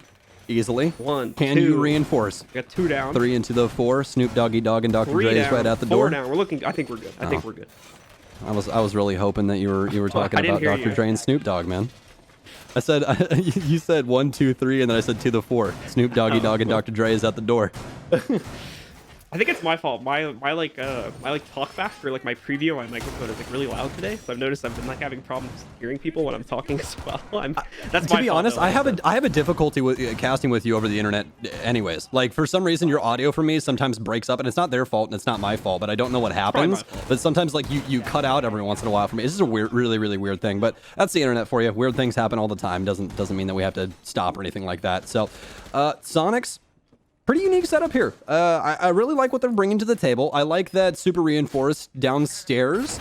Just so they have some safety, at least from crosses and stuff like that. I don't think that they're exactly going to be playing reading. Well, super actually is down low, so we could see some nitro cell action happening a little later on here. But this area of the map should be droned out by Tempo Storm. Let's see how this works out. Obviously, a bit of a delay before Tempo actually try to work themselves into the inside of the building due to the usual setups that you sometimes see from defenders, especially when Wamai is not banned.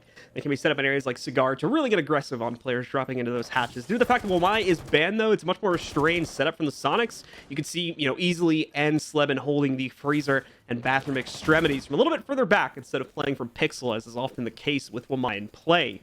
Sleben does see the player on Repel. He's going to try to swing out a little bit here. You still have that setup, actually, towards Pixel. So Sleben's going to try to shift him into position on top of that, but will very quickly lose the Goyo shield. Have to fall back to the other position that he now has for himself, a little bit deeper to the inside. Dream as well. Close the lineup he needs to take out the Legion on the other side of the coin. Hasn't gotten the peak just yet, though. An explosive's going to go through. That is actually going to clean up the POV a little bit here. Sleben will have to be cautious if he swings this. Drone's going to confirm his position, and he decides he doesn't want any piece of this. He's going to start to fall back. Oh, might be having some second thoughts, though. Definitely a bit of an indecisive positioning here from Sleben. And in the meanwhile, we're going to see the Cigar walls get opened up by Crazy, giving him the actual capability to push and hopefully clear out the Legion. Tempo Storm caught off in kind of a weird instance right now. Nice frag grenade, excuse me, by Mark there to take down Iconic, but this is very slow beginnings here for Tempo Storm. Finally got some pressure onto the freezer here as they're getting the mirror window open, but it's actually not going to open completely. They have to be concerned about where Sleben's position is, though, inside of this bathroom, as they really need Christmas control here. We'll have to see where this freezer is going to go down, as they're still getting things prepped up. Still plenty of utility to be used as Sleben takes out Dream. That's a huge frag, but it's immediately refragged by creators. What else would you expect from this absolute masculine man as he continues the frag train on from the previous map? Ace charge finally finishing up inside of the bathroom as easily gets burnt from Ticket. They now have freezer control and the plant can ensue. Crazy walking into freezer with the rest of the squad. Mark currently on the windows as well, but is actually super from White to take down Jarvis. Gompy from long range as well, able to get 2 from Heaven. Oh my, now it's Mark inside in a 1 versus 2, and he's got to clutch up. He knows that there's one Heaven, but there's also a bulletproof that he has to worry about inside of sight, and with very minimal time, he starts the plant. Let's see if the motion comes from White. Do they even know that he's planting? They do, and Gompy with the frag from Heaven once again through C1 begs Soniqs a defensive round they should have never had. Oh, that was a nice shot from Gompy to end it as well. Shoots it, as he said, through one of the bars to be able to take him out with a headshot. Very well played indeed. And I was getting worried. We were seeing these little peaks every once in a while for Soniqs, and we saw like 2 to 3 of them in a row lead to someone on the Soniqs' death. But Gompy changed the entire game up from Heaven there, got kill after kill after kill, and pretty much single-handedly turned that round into his team's favor to net them a second. That's 2 successful defenses in a row, and now Soniqs are going to shift down to the kitchen before mining unlocks itself for a replay here on the 4th round. Okay, so offensive unit, not bad for Tempo at all, John. I really like what they did there. The only thing is that they kind of botched it when it came down to actually getting a plant down. And the reason that I say that is they had a lot of pressure in towards Cocktail, which really wasn't the spot that they should have planted with the amount of picks that they had gotten. They should have went for either cart or default or anywhere on that side of the map, just the long bar in general. The fact that they kind of overextended into Cocktail was really the downfall of Tempo Storm. They could have held the crosses right where they were, and they only would have had to worry about super downstairs with either a possible flank or the nitro cell. But with the amount of time that they had, even if he nitro celled someone as they were going for that plant, they probably could have gotten it picked up and attempted another one inside of a 3v2. But Tempo pushes way too far ahead and ends up getting picked apart by Gompy on Heaven. So Soniqs very resilient inside of that last round. Also, once again, showing you the power of the extra scope going on to Mirror. 1.5. Yeah, man, that you could frag with that thing. It's beautiful. And as you saw upstairs as well, I was going to touch on this, but I didn't think that it was worth really talking about. They played Legion inside of Pixel instead of Warden, mainly because Legion has utility that's actually really good, not only for him, but the team, unlike Warden. So, you put the shield there, you put him there, not only with the T5, with the 1.5, but now you have goo mines to sprinkle across Christmas, which everyone knows how much I love those, so... we're just Not not very going fun, to by the talk way. about that. We're just gonna quickly move on before this turns into like a 20-minute discussion. Oh, no. You're fine. Continue. I don't want to talk about Legion. All right, Tempo already hopping in through the roof hatches here. At least Creator's doing that. This is going to be the top-down clear once again. Third floor clear should be pretty anticlimactic here, but oh no. Gomfi trying to fall back is going to walk right into Dream, who is just patiently waiting for him to walk into his crosshairs. That's a free one for Tempo to start things out. Soniqs will have to control any remaining roamers out on the map here now, because if another one goes down, well, that's going to leave their anchors incredibly exposed in a 5v3. And we can see that now as Slevin looks like he's rotating back downstairs in order to get much closer to the actual team. Same can be said for Super, but I don't think Super was super far extended out anyway. That was a really smart start for Tempo Storm. They knew that the roam game was coming from Soniqs after early intel, so he immediately ran into reading to cut off the rotate for them inside of Fireplace. So, like, you can't go from train anymore because he's there, gets that pickup onto Gomfi, and now anyone that's supposed to be holding down that room so they have safety to go back is now stuck. The only area that Super can go is back to site. So very strong start here for Tempo Storm. Let's see if they can turn it into anything. They continue to get to this point in the game, John, but they're just not able to convert. They are pressuring downstairs now, though, as Creator's already shifted his sights to outside, worrying about restaurant as well as the lobby. But what they should be worried about is Slevin currently inside of Whiskey. Super jumps out of small bake and takes down Creators. That's a way to start out your defensive side here, Super. Great play from Super to, at the very minimum, equalize the man count now and cause some momentary hesitation for Tempo Storm here, as now they have to be a bit more cautious about how they proceed into the actual site. They don't have that free loss anymore to be able to trade things back out further into the site. Now it's all back to an even game plan here. You also still got iconic delaying from the inside of downstairs Christmas too, back by VIP, so that's going to be an issue that will continue to plague them. However, they're going in. They're dropping in through the hatch right now. And as far as the Soniqs resistance is concerned, they don't have a whole lot by the freezer itself. The Nitro Cell will be flung in from the other site, though, taking out the first attempt to plant. Second one is going to need to be a bit more direct. Jarvis moves in to take out one. The plant does orc itself down easily, actually just barely missing the planter by a second, but it matters not as they get the site back anyway and are going to be able to get that third round on the board. I'm so sorry. I'm so sorry. I tried to move away from the mic. That was pure comedy gold right there. It just runs right past the guy putting the bomb down. He's like, it's like, oh, that's not important. Oh, it's that guy. Oh, man. What a strong start for Soniqs on defense. 3 rounds in a row now as Tempo continuing to try and adapt in the last minute, but just not able to do so. So, all right. Okay. All right. Dude. I don't even know. But what I can tell you, guy, that's how you get that changed. You gotta, oh my, you gotta DM Spencer. Yeah, you gotta DM Spencer. Hit him up. You gotta DM Spencer. Get him to change the stats for you. He's got an inside man. Dude, that'd be a crazy conspiracy. Like, dude, don't get me on conspiracies right now.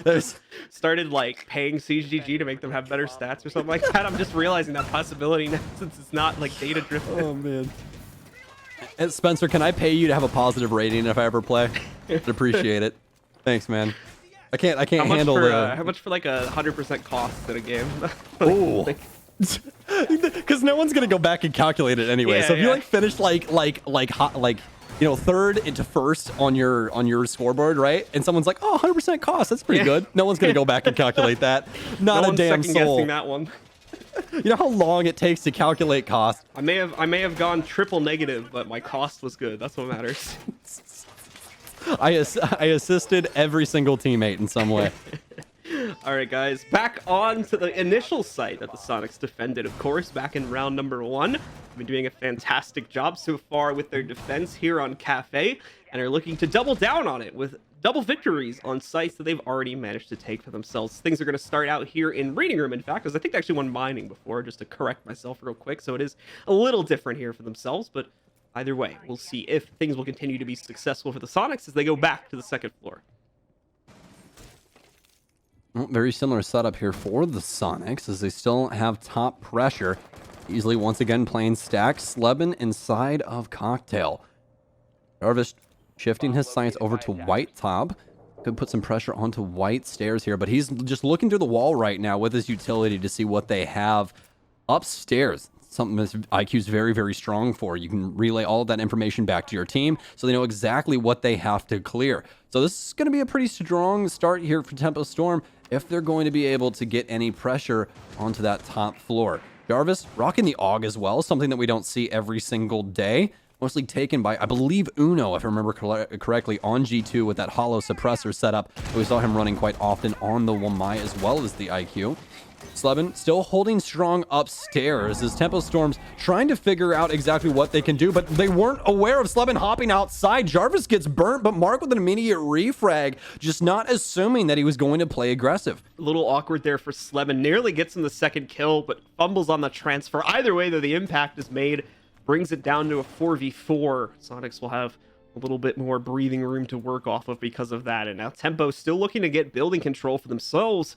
Also, more work to do with regards to clearing things out here now that they don't have the IQ any longer in order to spot any of the gadgets for them. Not that that's going to be a massive loss at this point in the round. I think most of the impact from that would have already come and gone. So we'll just continue to see the top clear being made here by Tempo. Creators, of course, leading that one as he approaches White Stairs. Super just looking for the spacebar pump there, and he finally gets it as he's going to be able to hop back into Fireplace. And now kind of a wait for Tempo to begin shifting themselves onto the second floor here. They've kind of ceded all the control over to Tempo back up on floor number 3, so it's all up to when Tempo wants to move in on the site itself that we'll start to see them drop down. Yeah, well, the bad thing is that the Sonics have had plenty of time to adjust. You guys saw Super work his way into dining and start making some more holes and such so that the team can get prepared. But were they prepared for reading? That's the real question. We need to see a Nitro Cell come through here as Crazy is actually going to get this off without a hitch. Dream taking a little bit of damage, but Crazy still gets it done. Now down into the 3 versus 3 for Sonics as they're trying to fight back. They have pillar control, but Crazy quickly takes it away from him. Gomfi, the only remaining man over here, but easily. Very nice shot from the back end. They still have to worry about this verticality, though, as Mark now onto the triple kill. They also have creators upstairs, but does easily know that. He has to worry about 2 possible bogeys upstairs. Doesn't see the man behind the shield, but burns him anyways. Oh my, what a flick from Kev as he works his way into the dub. But no, Mark actually with a 4K on the round. Tempo Storm finally shut out an offense. And that was a bit of an awkward one for Soniqs, to be completely honest with you. Soniqs had great positioning, seemingly anyway, on the site itself. I don't know if there was action towards White Stairs that pulled whoever was in charge of watching Library away from their position. But, I mean, you guys saw it on stream. It's just left completely open, the doorway into Library for the plant. And there doesn't seem to be even an awareness from Soniqs that it was going down until after the fact. So something went wrong in the intel game there for the Soniqs and allowed that plant to go down when it really had no business doing so that early on the timer.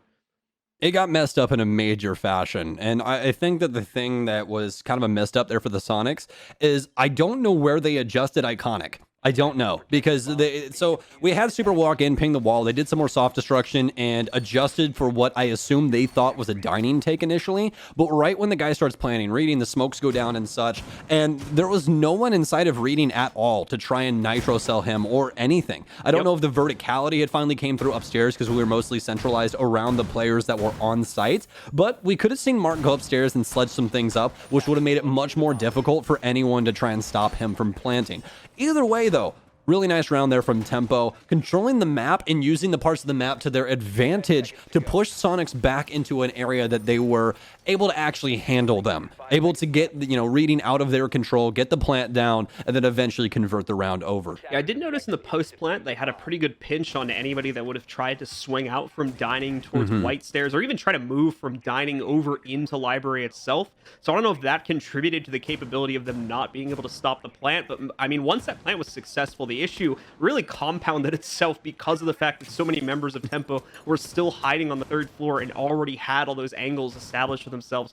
Post-plant, it really just immediately shifted into Tempo being ready for the post-plant as soon as the diffuser managed to get down onto the ground. Jarvis is going to spot the pulse here as he moved back into round number 5. They very much are aware of the fact that it's active. He can see it once again moving around here. Does anybody have the nade or utility to take him down, though? That's the question.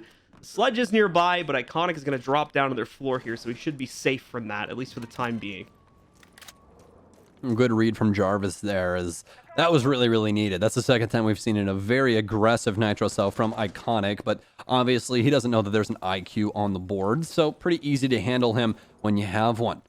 Tempo Storm now getting into the building, starting the top clear here. Let's see how much trouble this gives them this time around. The Sonics have done a very good job of holding down things upstairs, but they've already adjusted this setup here. Gomfi now playing tighter inside of the Stacks hallway over towards Freezer next to the ladder. Got himself a shield there as well to assist with this cross, and Slebin's just going to continue to play safe inside of C1. So this is a really, really nice, just low maintenance setup for the Sonics here. Have the ADSs and everything to assist, as well as that castle barricade right behind Slebin. So a lot of positive things here. Jarvis going to take quite a bit of damage, but now it's Tempo Storm trying to attack this top floor setup.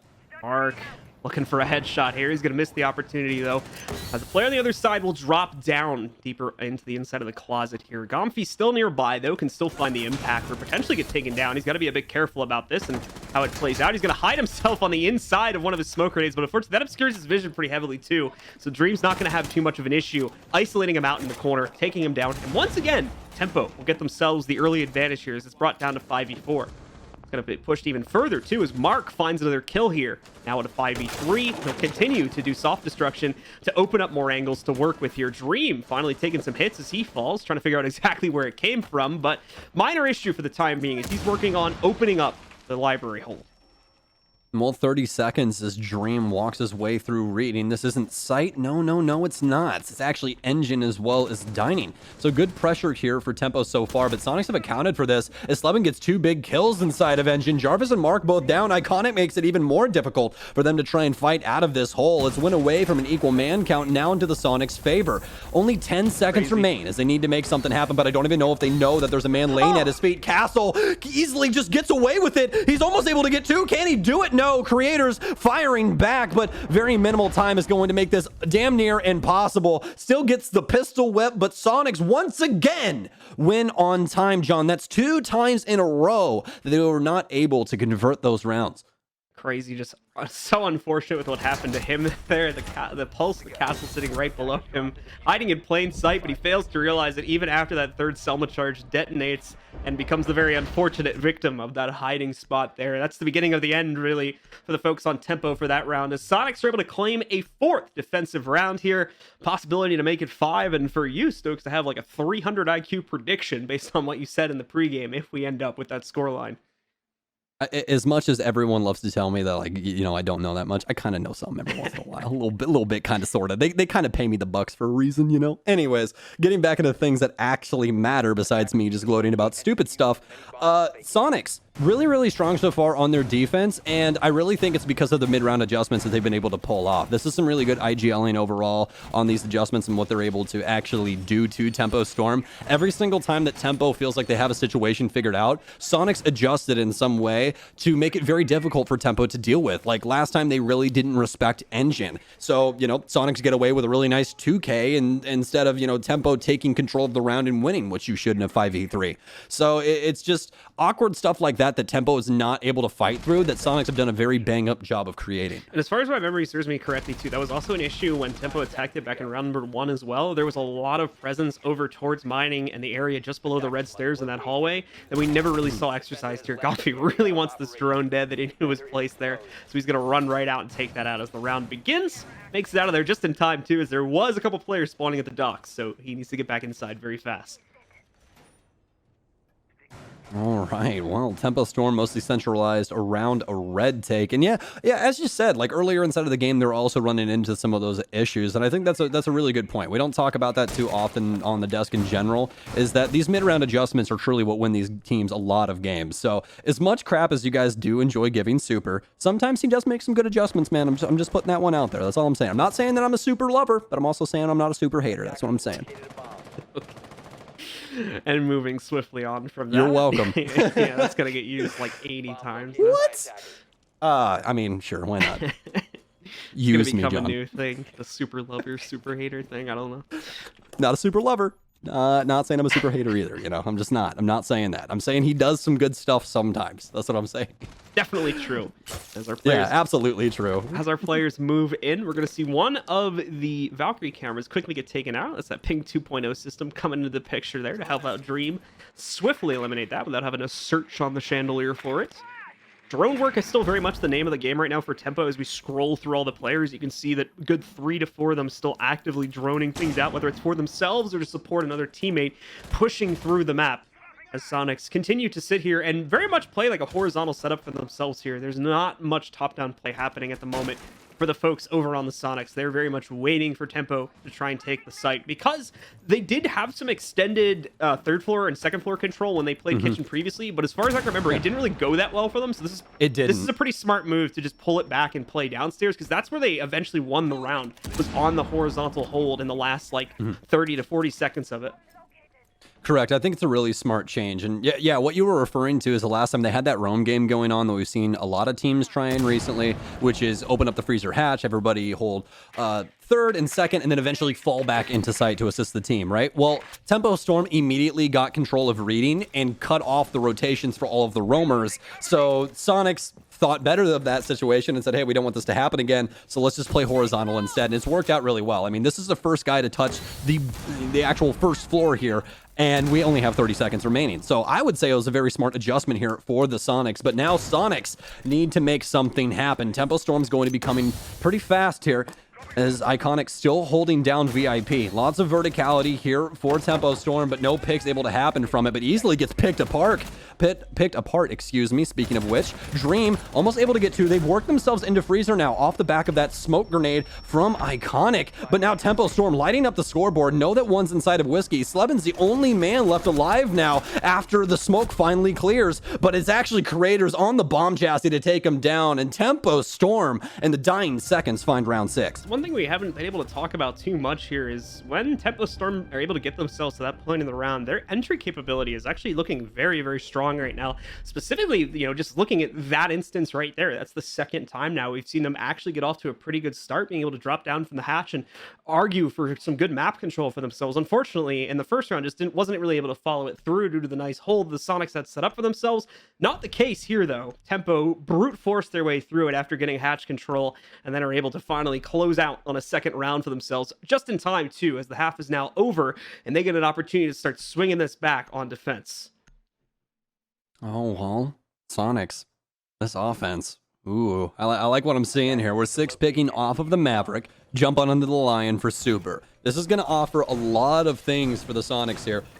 Most importantly, it's going to, excuse me, I'm just dying today. For some reason, I keep burping while I'm talking. It was the most disgusting thing ever. But anyways, for the offense, specifically Super with that Lion, it's going to be a really, really nice pickup for them, because these positions that Tempo want to play on the defense are mostly forward, right? As Cafe usually plays out and covered by a shield. So bringing the Lion's going to make it to where they're not going to be able to move around the map like they want to at certain times, obviously dictated by Super. So whenever Soniqs, you know, start to pressure someone, make sure to watch for those EE1Ds as they try and restrict Tempo's movement. All right, well, the Soniqs are out and about for their first time on attack here. We do have the Lion in play, which is going to make for an interesting wrinkle in Tempo Storm's potential play, especially if they are trying to use the extended third floor hold. A well-timed EE1D charge could very much catch a player trying to move between positions and hopefully allow Soniqs to get either an entry or potentially a few opening kills here if they're able to use that info properly.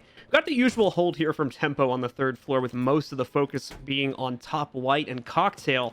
So it's going to be up to the Soniqs to breach through that and either force those players back to the site, or of course, like I was talking about before, try to take them down by forcing them into uncomfortable positions.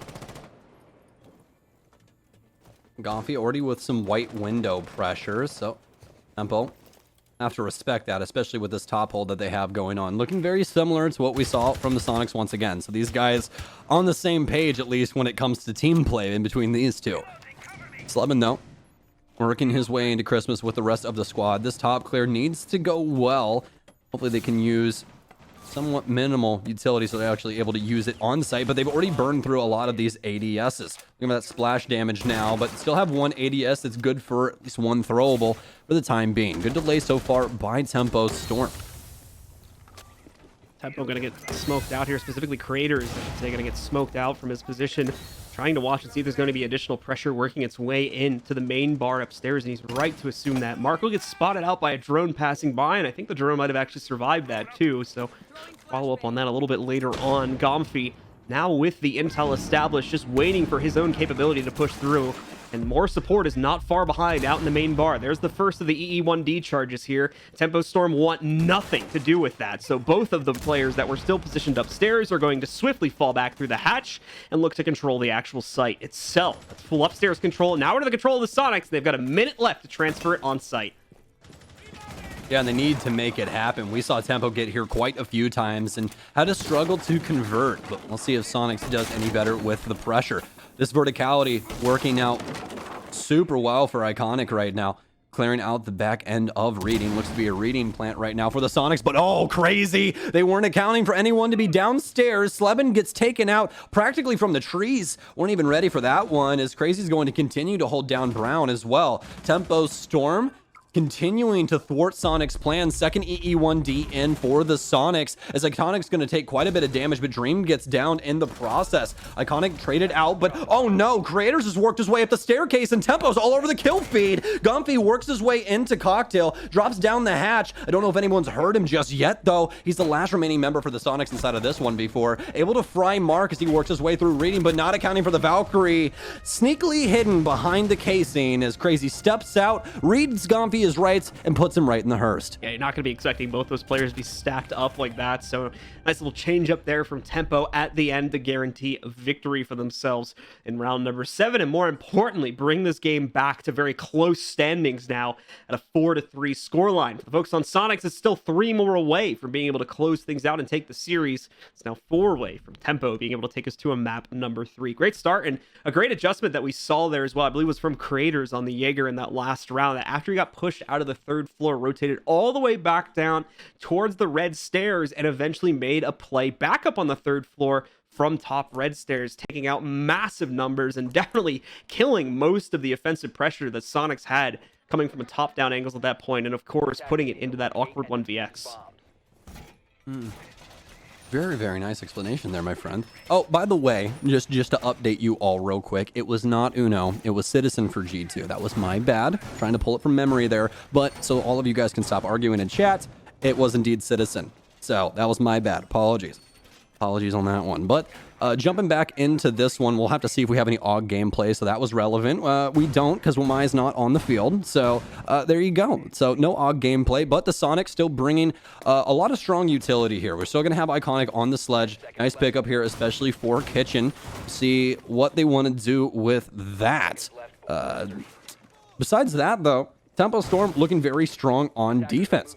Especially with this site, they are actually bringing a lot of roaming utility. I mean, we got Mute as well as Mozzie for the intel game, and Jarvis and Creators doing on the some of the most annoying ops in the game to really slow down this offense. Specifically the Banshees of Malusi. It's practically like 10 feet in a radius of barbed wire, so... All right, guys, well, Sonic's out on the field. Once again, bringing the line into the picture. We didn't see that used a whole lot. It did accomplish the exact thing that I was talking about them hoping to do in the previous round there. Worked perfectly to flush out the players that were on the extended room upstairs. But beyond that, didn't really end up giving them a whole lot of useful intel for the actual execute. So we'll see if that's going to change up at all on this round here. Super is once again brought it to the plate, since obviously he can't use the Nomad, since that's banned out. Crazy, of course, along with a few of the other members from Tempo, still just kind of rotating around here, getting into better positions to counter out some of the initial movements from the Sonics, as they are going to drop in, take that initial control of top red. Gomfy, this is, in fact, doing that. Now, 3rd floor control has been bargained for. They have that to work with. Time to start moving down, and, well, it's time to start fragging as well. Sleben finds himself a nice lineup, catching Creators, trying to move down those bar stairs. Drone game working out well for the Sonics. As you said, nice early pickup there from Sleben on the hell door. Still have to worry about someone inside of dining, though. It's going to be Dream. They do have White Stairs reinforced here as he tries to trade out damage, but not going to work out too well for him. Crazy gets a nice kill, though, onto Super. That's a lion off the board, so that last EE1D not going to be able to be used. Crazy Lots of pressure upstairs coming down onto him as he tries to work his way up red, but it's iconic to stop him right in his tracks with the headshot. It's only down to Mark and Jarvis with this kitchen hold, and they got to make something happen here. That's why Mark's pressuring up these stairs so early on, especially inside of this situation. If he's able to get any kills here, oh no, he sees him. Able to get one. Can he get two? He can. Oh, Mark, the double kill. Can he get the guy inside of Newbalk? He cannot just yet, but that changes up the entire game plan for Soniqs as Mark makes a huge play. Iconic desperately trying to hunt down Mark, but he's long gone already, falling back through the red stairs. The only benefit of this is that Soniqs still have a good amount of time to work with, so they don't have to massively panic just yet, despite losing those 2 players off of a massive play from Mark. It's now going down, of course. That was 30 seconds remaining. It seems like they're getting ready to drop in through the freezer hatch. That would be the expected play from Tempo, though, so Tempo should already be set up to counter this. In fact, they are, but Iconic wins out the initial fight anyway. Everything goes to Mark. He's going to have to bring us a 4K for the clutch on this one. But we might not even get that first kill. He's already been found out just on the edge of the kitchen doorway. Does catch the player on the hop down. That's easily eliminated. Definitely won't be revived here for the next few seconds. And Iconic can't win it out either. A massive round from Mark as he finishes out the 4K and nets his team round number 8. Oh my, Mark, what a round from you. Great decision making there to go up brown stairs. Folks, I know it's not the best decision in the world, okay? So let's tone down for just a second. But inside of those instances, when you are down 2 versus 4, 2 versus 5, whatever, you have to make something happen. If you let the Soniqs execute, it's already over. This is a professional play, folks. So if you let that happen, the Soniqs just win the round. There's no if, and, or buts about it. So they have to make something happen there. What does Mark do? Rotates up brown, gets 2 huge frags there, all because the Soniqs were not worried about somebody rotating. How about that for the Tempo Storm? Now they've equalized, folks. It's 4-4 right now in between these two. This is looking to be a game. This is becoming a bit of a constant issue for the Soniqs as well. There's a lot of flanks that are being abused against them, especially in mid to late round situations right now. They have to be better at making sure that's covered for themselves. Because that's almost, if I recall, potentially 2 rounds in a row where someone flanks up behind them very late in the round and just destroys their execute potential when they were looking really good up until that point in the round. Soniqs, hopefully something that they can improve on very easily here with just a slight adjustment to their play style. I also think you can chalk that up to the Nomad ban. This is something that we see quite often with a lot of teams that run a lot of Nomad. It gets to that point where you just really don't worry about it anymore, and it's not even in your your consciousness at all. And mistakes like that can be made. But again, even in that situation there, the Soniqs really had no reason to really be too worried about a rotation to happen strictly because of the man count. They really thought the last remaining Tempo members were probably going to try and hold probably an off angle or some areas around some staircases to try and slow them down instead of them trying to, force the situation and run up brown. So just very, very smart stuff there from Tempo Storm. Soniqs slowing down on the offense, though. Interesting mirror window set up on the inside of the bathroom there. That's going to give Jarvis possibly some extended play capability if the Soniqs try to go for a bar execute.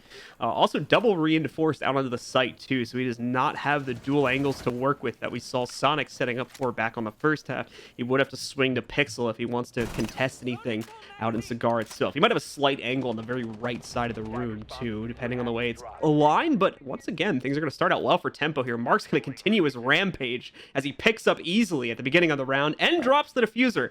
So someone's going to have to make a detour to pick that up. I think Mark might even be aware of the fact that he dropped the diffuser with that kill, too, as he seems to be sticking around. Did you see the mistake that was made there? I didn't know. No one was outside because there's no air jabs. So Soniqs, like, I'm going to assume their usual take for Cafe is air jab the window, get somebody on ticket, do this, do this, do this. Well, since the air jabs are off the board, I don't think that they followed through fully, and no one was there to try and stop Mark from hopping out of the window. That's just very, very unfortunate, because that is all of their hard breach. And attacking Christmas, you really need hard breach, specifically for the guy holding down bathroom. That's a lot of crosses that Jarvis has at his disposal that Soniqs now have to try and funnel into. Just like that, Slevin makes his way across, but this could actually be the game-changing play right here. as Slevin gets all the way into Pixel. This is a lot of control for him, and the reason is that he can pressure Jarvis inside of Bathroom, but not as the Jaeger rotates up. Now we have Jaeger at the top of white. Slevin literally crawling into position there for the Sonics after losing their hard breach off the bat. As you said, Creator's now taking up the top white positions. He is going to get stunned out, but quickly taken out as well here by Gomfi. Tries to go for two, but Crazy's going to get the better of him. Slevin's able to trade that out a second later, though. Dream also going to get dropped by Iconic, but you still have Jarvis playing on the inside of that Bathroom position there, and he's going to be able to move out, taking down Slevin. That leaves only Iconic alive here. Iconic and Super alive for the Sonics.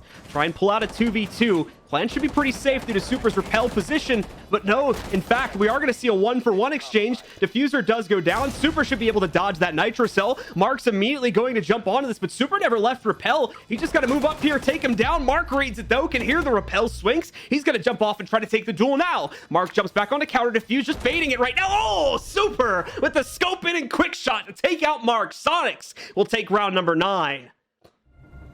Now that is what we were talking about when it comes to adjustments, folks. The early picks happen for Tempo Storm, but Big Brain rotate all the way over to Cocktail, start playing the windows, use those EE1Ds, and Super staying alive for that amount of time won them the game. I mean, the EE1D usage really helping them out when it came to putting pressure onto the site, as well as forcing Tempo Storm to just stand still, as everyone says. So Sonics now looking pretty good after that one, and Tempo Storm going to dip off of the bar site and head downstairs. Can't exactly blame them either.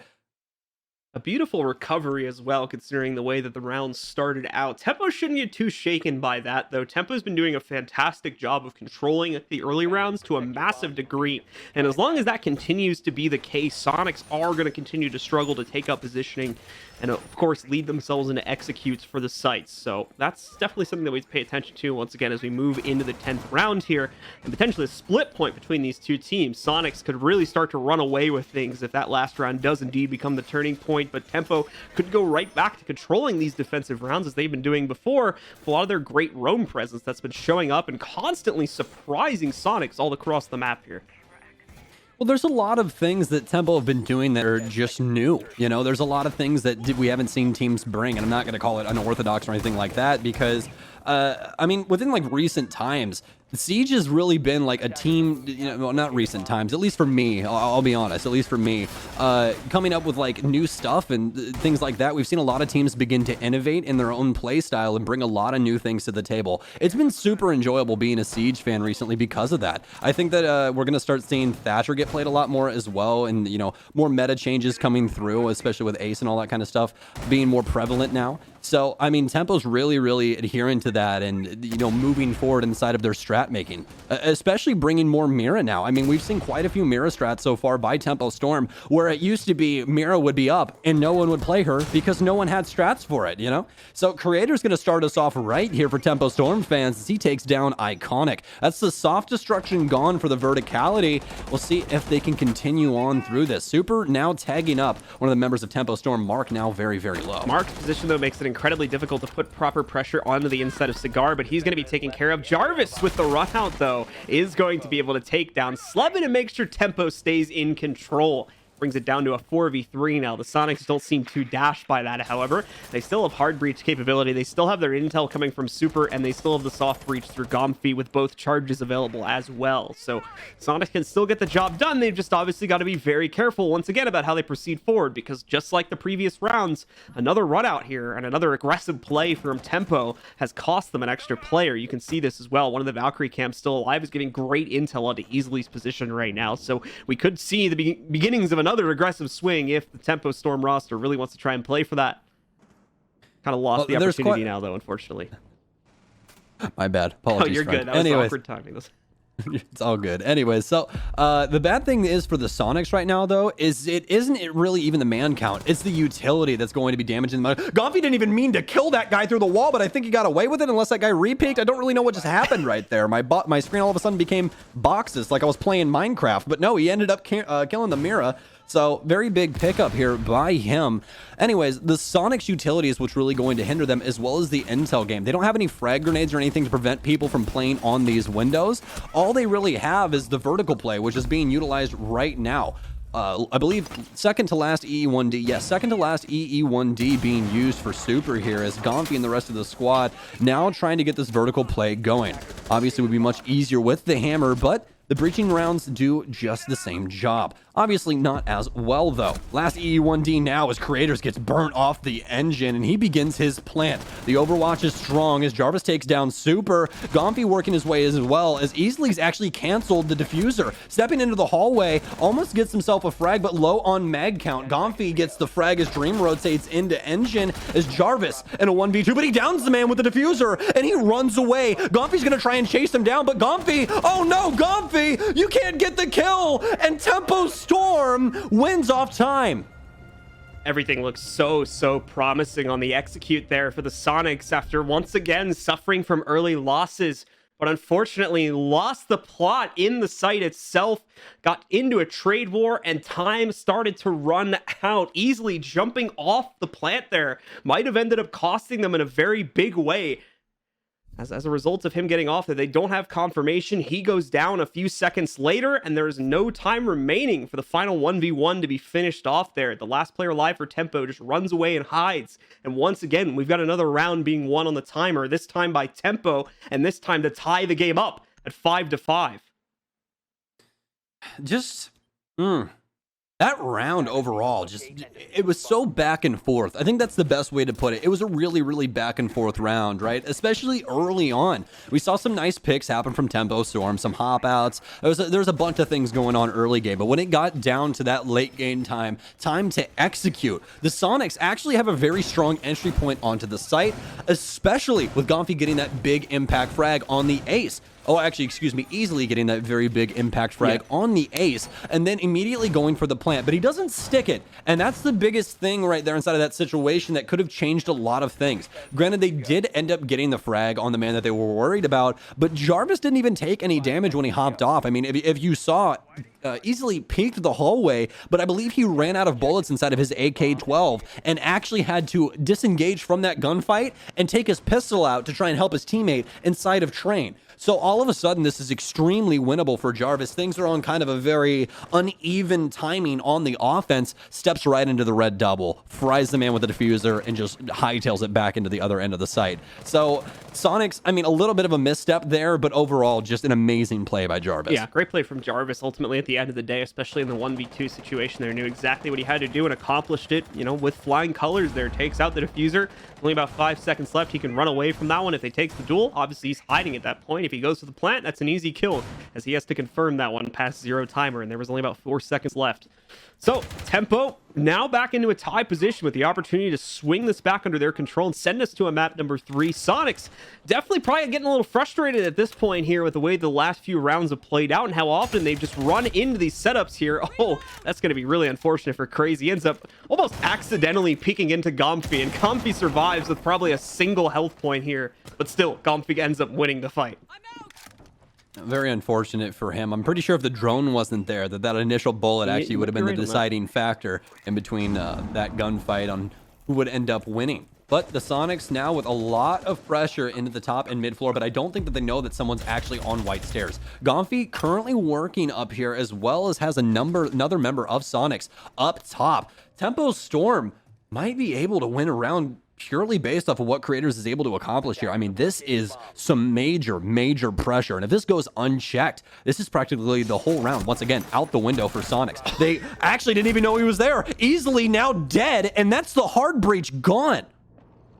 That moment-to-moment reaction there from Creators, so good to take out easily as well, man. So many of these kills just happening within a moment's notice, and it changes up the round in such a big way.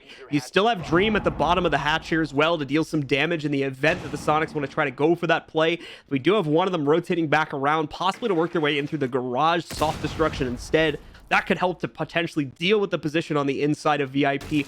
45 seconds left. The Soniqs are still looking for an entry route here to work off of, still isolating more top-down angles, and in the case of Iconic here, trying to line up a grenade or a grenade angle for him to try and throw one down, but it's not going to lead to too much. All three of the remaining Tempo players are still in strong suits. They're all at full HP. They know that the Sonics are going to be above them, trying to drop down in a panicked fashion, so it's just a matter of waiting for it and being able to train their aim properly when the time comes.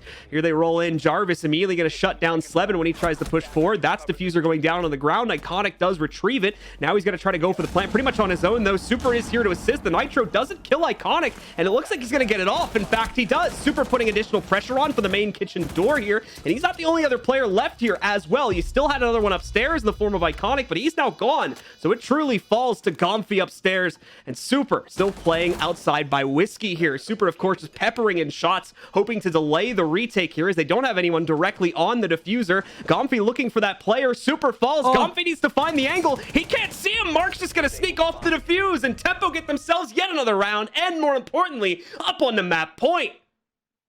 Oh my, John. Every single one of these rounds getting pushed to the brink for Sonics, and like, oh man, I can't even describe it, how cool, like they can taste it, John. Every single time they get here, they get all of the verticality done, everything open that they like really need. I mean, the only thing that they didn't have at their disposal there was hard destruction, and they still did a fantastic job of actually getting pressure into sight. So for the Sonics, these rounds should be wins for them. I mean, this is probably 2 rounds out of this offensive set so far where, I mean, it was as good as gold inside of their hands. And all of a sudden, Tempo Storm able to find some way to battle back. And on that one, it's all perspective. He just sits right behind the metal pillar and diffuses the bomb. I mean, some crazy stuff coming out for Tempo Storm, and now they're up onto map point. This would push us all the way to coastline. That Nomad ban really proving to be worth its weight in gold once again as well here for the Tempo Storm roster. Sonics constantly getting caught off by these roaming players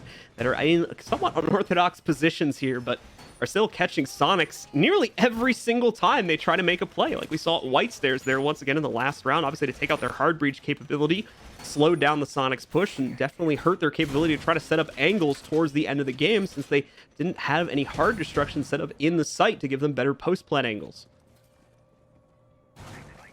Okay, well, very important round here for Sonics. This decides their fate moving into the future. Are we staying on Cafe, or are we going to Coastline to decide which one of these teams is better than the other?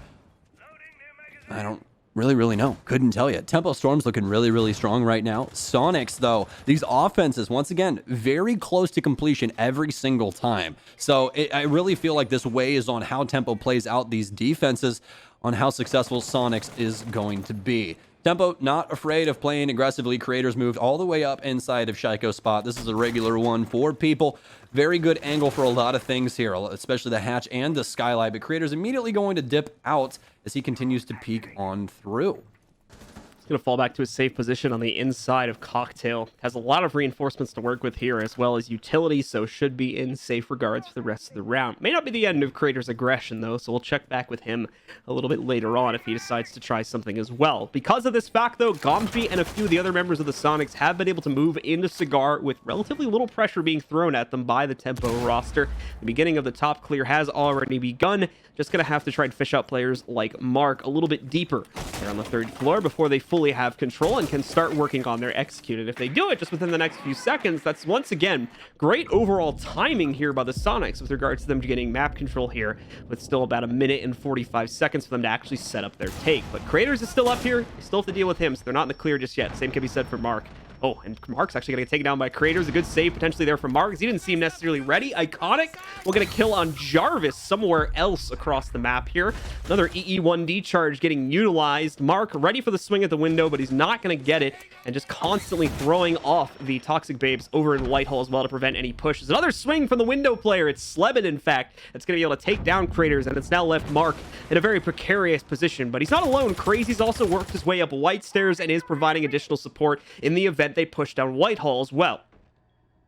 Well, they've gotten off Repel now, so Mark might be able to actually shift his sights into Cocktail. I don't even know if they know that he's here right now. That's the might big be problem. gambling on Crazy's that. now got white pressure, and he's got that nitro cell ripped, as we saw earlier. So there's a lot of things that could happen here. I think that this is more than likely going to go Mark's way. That M590 in close range, not to be tussled with. Misses the first shot, but ends up killing one. Nitro cell out. Can it kill him? Oh, it can. The Lion dies, and all of a sudden we're on 2v2 once again between these two teams. But easily, with a very nice frag, takes down Crazy, and they're already ready for the plant. Dream moving in, trying to force this into their hands. They end up winning this round, and this is all theirs. When we go to Coastline, he gets the first frag, but Easily not going to hop off the defuse. He plants it. AK-12 in hand now, up against the SMG-11. Two fantastic weapons. Either one can kill each other in a split second as he begins to pressure the door. Doesn't know exactly where he's moved to, but assumes that he's moved out white. Starts the diffuser. Dream pressuring now, but he's sticking it. Can he stop him? He can. Easily walks in. Pros don't fake Dream, but most of the time they end up dead.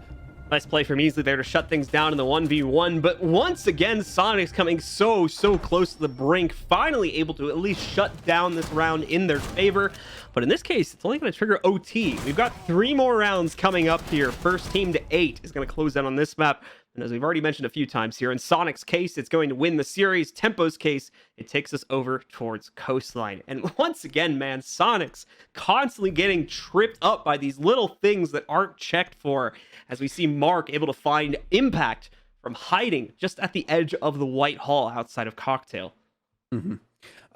I'll be really honest. I think that the drone... Oh, what's up? I was going to say, like, I don't blame Soniqs as much for that one, because that one's a little bit more unorthodox, but just a continuing trend. But go ahead, continue with what you were going to say. No. I think that you were perfectly right in what you were saying, and that was actually exactly what I was going to talk about. What I was going to talk about is, it actually wasn't the positioning of Mark, but what's happening to the Soniqs in the early game.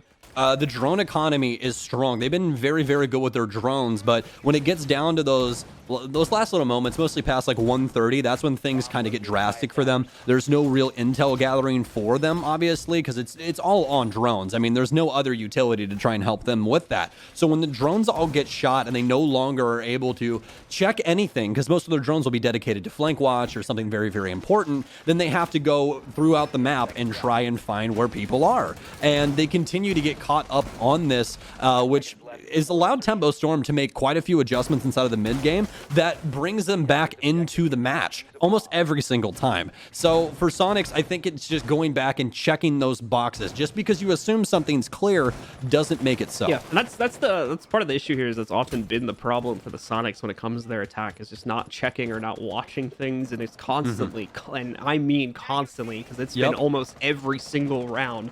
I'll say it again. Constantly. Yeah, like constantly having to deal with either a player on a flank, or in the case of the last round, a player on an unchecked angle, something like that. Just always gets away with a multi-frag, or at minimum a 1-to-1 exchange that pushes Soniqs into a much tougher position in the round. Things are going to start out tough for them on this round too. Easily, once again getting down. Might be hope to recover him, but even that's going to be tough, because Jarvis still has that position downstairs and could also have an angle onto the player going to revive him. So okay, so spawn kill outside. Not only is it the ump though, but he downs Easily, who now only has 20 HP. He's used one Selma as well, but the real problem is that someone had to go all the way outside to get him, and that wipes a lot of time off the board. As little and innocent as it looks, is, oh, he got spawn killed and he got down. That's actually a big change here in Sonic's game plan. That's quite a bit of time off the board. Nitro still out, and it's going to bag Sleben as well. Sleben, one of the most impactful fraggers on the team thus far throughout all of Cafe, has been Easily and Gomfy assisting him in that regard. Gomfy, of course, in to the building for the Soniqs, and he's not alone either. Super sitting close behind him, just finishing out the top floor clear, which they'll get done now. No real reason, it seems, for Tempo to continue holding up here either. Now that they've got the man advantage established for themselves, they seem to be happy with the 5v4, and they pulled most of their roamers back either onto a first floor hold in the case of Creators, which something could happen with that late round if Soniqs aren't careful. He's already done it multiple times. And of course, the rest of the team hiding out on the second floor in the actual site. The top-down pressure now being established by the Soniqs. Like you mentioned before, though, because of the fact that the Sledge had to go out and res his teammate, this is happening in a pretty delayed time, and it's not going to leave him with a whole lot of excess for the actual execute here. Some good damage, though, going on to both Dream and Crazy. Mark, in fact, able to finish off Easily, though. Takes him out of the picture, finally, but there is an exchange from Gomfy, as he's also able to eliminate Dream. This is still a major problem, though, because Tempo Storm have 4 people alive going into the last 30 seconds. They can cover every means for them to get towards site. But Iconic, with a very well-placed frag grenade, picks up Crazy. Now down to the 3 versus 3, but what else would you expect between these two besides a Hell in a Cell? Jarvis with a very nice audio cue there. Sends creators through the works, or excuse me, Super through the works there as Iconic picks up a frag on the other side of the map. Low time execution once again. Diffuser's outside. That needs to be picked up as Iconic hops inside. Gomfy actually picks up Mark on the rotation. Jarvis once again in the clutch. Exact same bomb site. Similar positions to last time. Rotates into pillars. Now knows that the plant has been confirmed as that 0-0 hits. Jarvis being so careful of what could be lurking on the inside of Fireplace right there. Even trying to spam into it in hopes that someone was hiding in the corner. Not going to be the case. Moves in. Tries to isolate out Iconic and succeeds in doing so, but at a heavy cost to his own HP. Now brings him down to 25. Gomfy's going to stay quiet, sit behind the engine, wait for the Jarvis rotate to work its way back in. He'll get a little bit more aggressive as he swings out towards the hallway. Some fire from Jarvis, though, does reveal it. Now Jarvis trying to work his way back through the Fireplace. He's going to get his way in a train. Still needs to isolate where Gomfy is, though, and he can't get it done. Gomfy remains stealthy throughout that entire 1v1 and picks the perfect moment to strike in order to give his team the win. And now, once again, put the Sonics up on map point, and in this case, match point. These rounds are so unpredictable going into the late game. Like, one team has so much favor in their hands, and then it's just all of a sudden out the window. Other team just rolls it back immediately. So we are going to be shifting things up, obviously, folks, since it is overtime. Going to be switching sides now. So the Sonics on defense, they're headed to kitchen. Tempo now on offense. So let's jump into that last round a little bit. Tempo Storm had a really, really strong beginning there. I liked how they were able to get the picks early on, especially with how Mark was playing that dining position. He really wasn't afraid to challenge a lot of things, and that's why he got all of those kills early on. Also, little side note, he's the only guy I've seen use the new Hollow inside of professional play. So good on you for that, Mark, even though that site's a little garbage, but we won't say anything more about that. The rest of Tempo Storm, though, really strong showings, all except for that last instance where the kill feed started to light up for the Sonics. There was a lot of engagements that were taken there that we really shouldn't have seen. Granted, the one did come from a very, very well-placed frag grenade by Iconic, so you really gotta give them the benefit on the doubt on that one. But when it comes to trying to hold down that site instead of that 3 versus 3, you gotta make sure that those things are at least refraggable. A lot of kills coming through Iconic in those dying seconds. All right, guys, coming towards the end of the line here now. The Sonics are going to double down on their first floor defense, hoping that they can find victory within this site. They've had pretty good track record. I think it was 1-1 back in regulation for them. They won it once, and they lost it once due to Tempo getting too much control around the hatch and eventually being able to execute off of some really good entries as well. So assuming they're able to prevent that, then things will more than likely be in pretty good straits here for the Sonics. But considering the even record, still a lot of possibility for Tempo to take this one as well. Expect a top-down clear, even though Sonics are playing this incredibly horizontally. And let's actually get confirmation on that from Tempo. Yep, all 3 players are heading up to the roof. They will take control up there and start to work their way down. Okay, well, hopefully we see some good droning going on, as actually I'm going to take back exactly what I said. I assumed that someone was in dark spot there because he was actually boosted up on top of the little box inside of Coat Check, but I was just mispositioning on my end. Apologies for that, folks. But so Tempo Storm going to be clearing out the top floor as well as the secondary.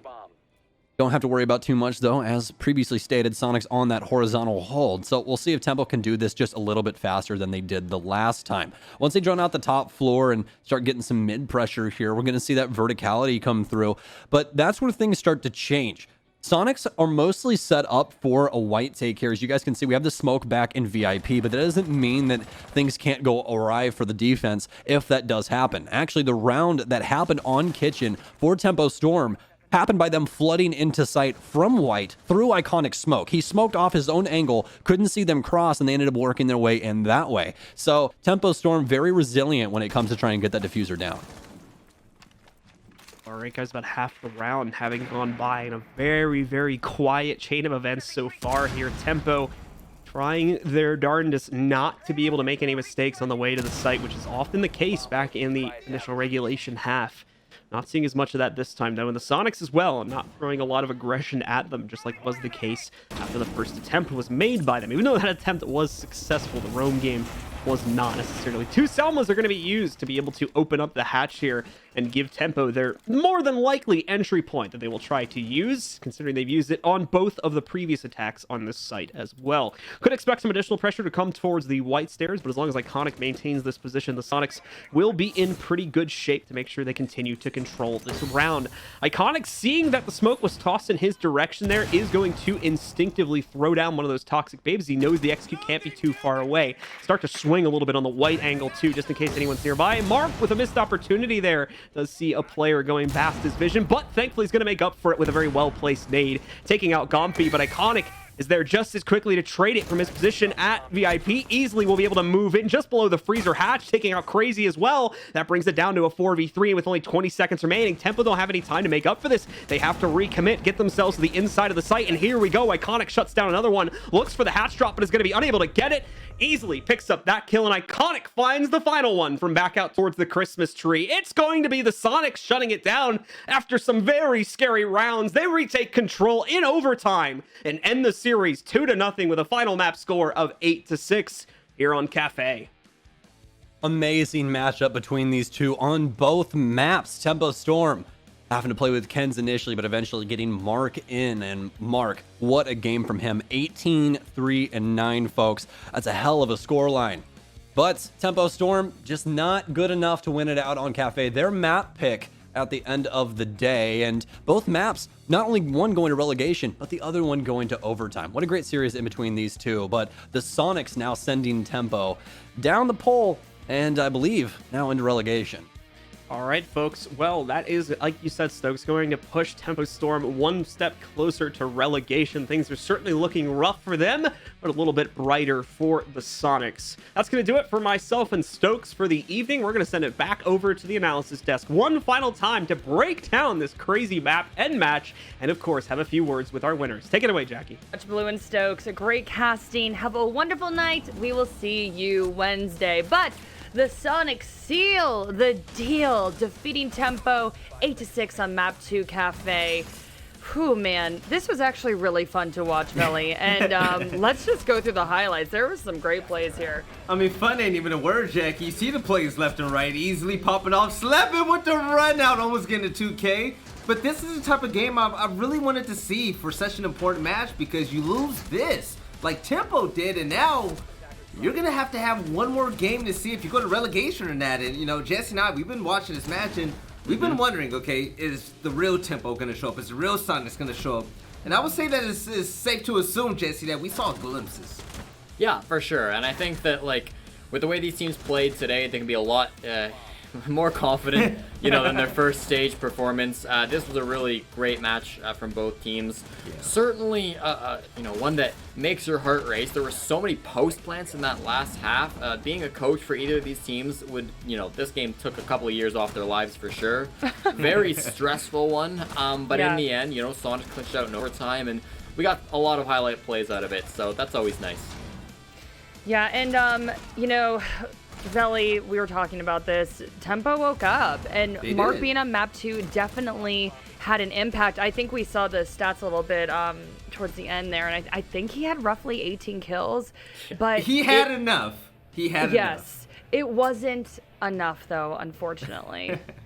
Yeah, but you know, it's a team game at the end of the day, Jackie. But Mark did a fantastic job, and it kind of makes me wish that we could go back in time and bring Mark back into the first map on Oregon, because creators needed a teammate like that, and he didn't have that. But Mark, I mean, it all happened when he got that 4K that we really started to say, okay, this is going to be a special game for him. You know, he runs up on the flank, he catches somebody on the cam, gets the kills, secures the round, and it was fantastic. But it's not just him getting kills that's helping out the team, it's the fact that he got kills that helped free up the team. Because when we went to Oregon, yes, we saw a lot of roaming when it came to Sonics, and that's where Sleb and Golfy were going off.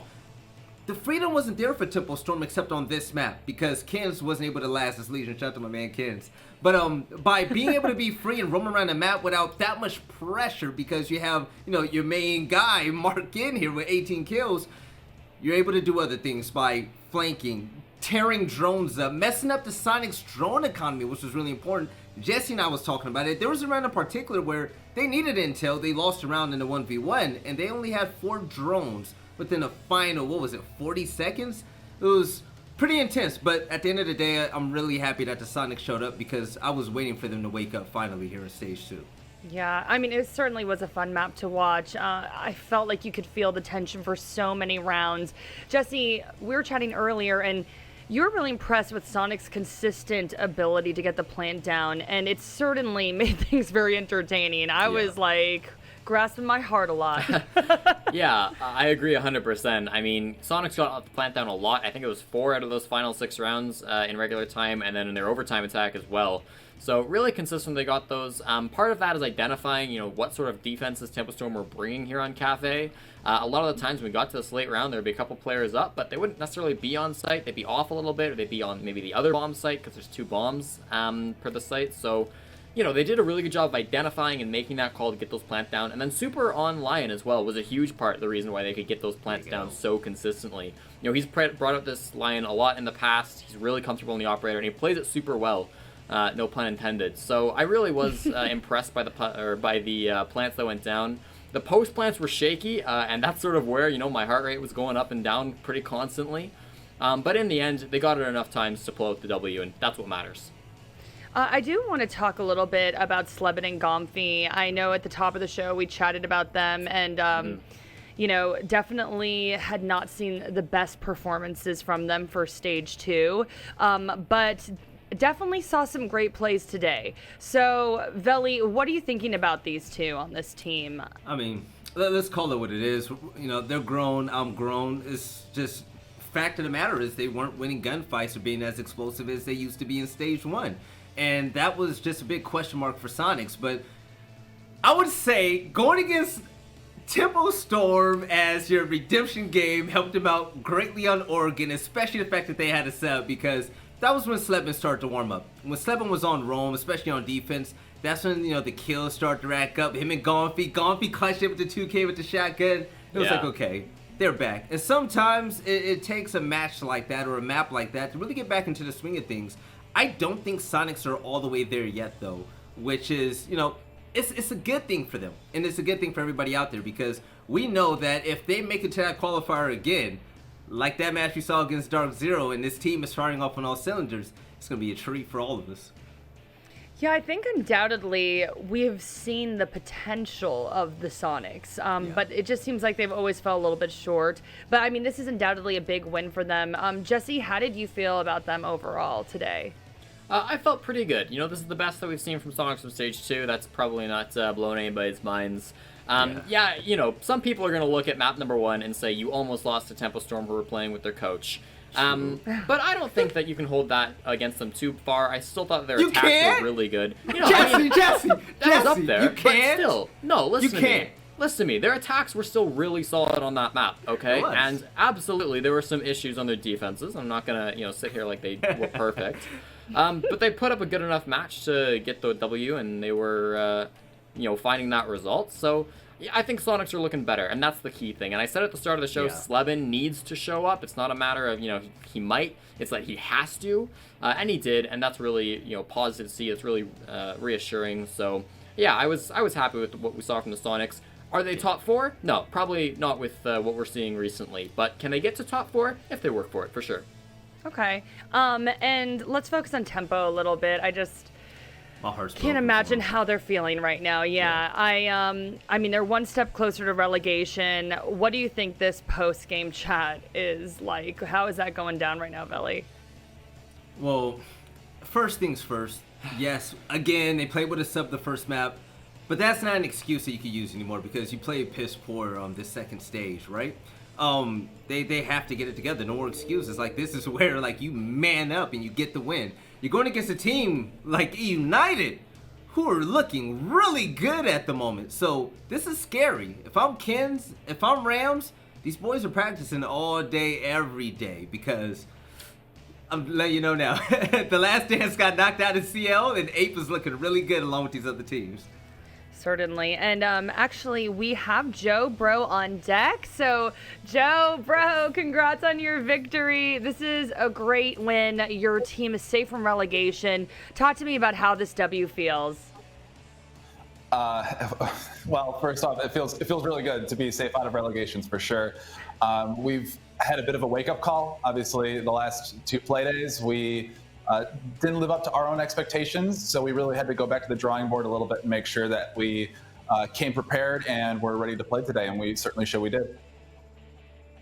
Yeah, that was a tight battle. I mean, we were sweating. I was like grasping my heart, you know. Tempo keeping it very close, 6-6. Why do you think you all were able to pull away at the end there and secure the win? I think we were able to reset after some key rounds. There were Tempo made some really strong plays to catch us off guard, I would say, and it was a team effort to make sure that everybody stayed on track during those tough rounds and made sure that we were moving on to the next one and fixing and cleaning up those things onto the next. So a big focus of our last few weeks of practice has been communication and improving that. And I think that showed in those key moments that when things didn't quite go our way, we'd be able to bounce back and perform stronger in the next round. Certainly bounce back. And, you know, you were touching on this a little bit. It hasn't been the strongest stage 2 for your team. So why do you think you all had some of those early losses? Some of the early losses were tough. We have very strong individual playmakers, and so when we've been working on our communication, we've been trying to improve our 2v2s, our 3v3s. Those rounds where at like the very end in the last 30 seconds or so, it's an even man count, but it's not a clear advantage. So we want to make sure that we're closing out those rounds. We definitely also want to make sure, and we've been putting extra focus on the rounds where we do get the advantage, that we're not letting those rounds slip away from us. So we were going to continue to work on that, continue to work on our fundamentals, because that's the thing that will bite you in the end, and make sure that we keep performing in that regard. Mm-hmm. Yeah, I was just going to ask you, you know, qualifier, right? That's probably where your focus is now. So I was going to ask you, what do you think your team needs to work on to make sure y'all get there? I think it comes down to the same thing I said before, the 2v2s and the 3v3s, also making sure that we close out those advantages. We want to be a team that cleanly closes out those rounds and make it look easy. And right now there's still some hiccups. So that's obviously something that we can look at in those rounds. So we'll keep targeting those and in those rounds specifically, and hopefully in the qualifier we'll have a very clean run. All right. Well, go enjoy that victory, and thank you so much for speaking with us, Joe Bro. Thank you very much. Have a great night. All right. Thank you. You too. And let's bring it back to our analysts. And that was interesting. He was pretty detailed about the specific things that they were working on, and I was impressed to hear that they were really like hammering out all those different issues, but definitely looking better from what we saw today. That's my favorite interview so far. I know. I don't know. He's really cool. First time I interviewed him. So Joe Bro, you're awesome. But let's get on to our Corsair play of the day. Man, we saw a lot of good stuff today, gentlemen. Yes. What are you thinking? What are y'all thinking for Corsair play of the day? Jesse? I think today's been exceptionally filled with highlight level plays, but I would probably go with Mark's 4K. When he came up and got the flank and got the 2 kills around pillars and then came back down and clutched it out with those last 2. That's probably what I would pick, but there are a lot of good candidates today. I'm thinking the Chala clutch from earlier on. Ooh, Chala had a really good day too. Yeah. Okay, well let's roll the Corsair play of the day, and it is Mark's 4K or Chala. Mark's 4K or Chala. Maybe we're both wrong. Or maybe we're gonna be all wrong. Mark! I got it. Mark! Yeah. Yo, yeah, look at this. Pretty awesome. On your iPhone, get clapped up. Mark came back. The man had no internet, and he just wins rounds like this. I know. I love it, man. Aww. Yeah, it's so nice to see him popping off, especially not being able to play that first map. We were even talking, it might be a little bit worried because if Mark doesn't have that big impact, I love Dream. That could be a problem, but wow, he really did shut us up, and he had that impact that his team needed. Not enough for the win, obviously, but still really good performance from Mark today. You know what though? Even though Tempo Storm lost, they showed a great effort. This is a way better tempo than what we've seen before. So I really don't want them to keep their heads down, because I think the teams that we have left fighting to get out of that relegation spot are actually winners. So yeah, that was a dogfight. It was super fun to watch. But gentlemen, let's wrap up the day and look over the bracket. And Jesse, let's talk about Group B first. For sure. So Group B, obviously relegation's looming for the loser of Group B. Soniqs safe from that fate. E United versus Tempo Storm. The loser of that goes into relegations. They will play a team from Challenger League for a spot in the 2021 season. That's the main thing you got to focus on. And then top two get to go to the North American qualifier. So one of Disrupt versus Soniqs, the winner of that make top two, and then the winner of the Decider matchup will also make top two and head to that North American qualifier. So a lot of great games so far from Group B, a lot still on the line. All right, and Veli, let's chat about Group A. Group A, the winners group, baby. So we saw an amazing game between, it's pretty much a four-way rivalry at this point. Right. Oxygen will be facing off against Dark Zero, and SSG versus TSM. I mean, we know that SSG versus TSM is going to be a banger, but the way Oxygen has been looking lately, them and Dark Zero, that's going to be a game nobody out there should ever miss. So can we see you all that broadcast? Do not miss it, No. everyone. No. You know what else you can't miss?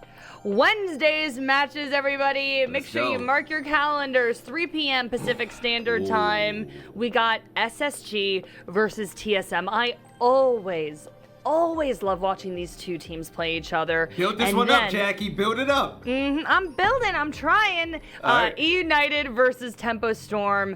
Man, yeah, Tempo Storm, they're definitely going to have an interesting post-game chat, and E United has just been so fun to watch, but That's a the lot loser of on that. the line. The loser of Yes. that goes to 8th place. That's the relegation spot. That's it. So Yeah, that that's is a it. lot of pressure. That game is everything for both of those teams. I know. I don't know which one I'm more excited for. So make sure you're there Wednesday, all starting at 3 p.m. But that's a wrap for this show. Big thank you to Veli and Jesse. Love you guys to death. Also, love our casters, Blue, Stokes, Kix, and Taro. Y'all are great. And then a big thank you to our crew. You guys work so hard. Appreciate y'all so much. And of course, we appreciate all of you. We love you to bits. Thank you so much for watching. And we'll see you Wednesday, 3 p.m., right? You already wrote it down. You marked in your calendars. We'll see you later. Bye.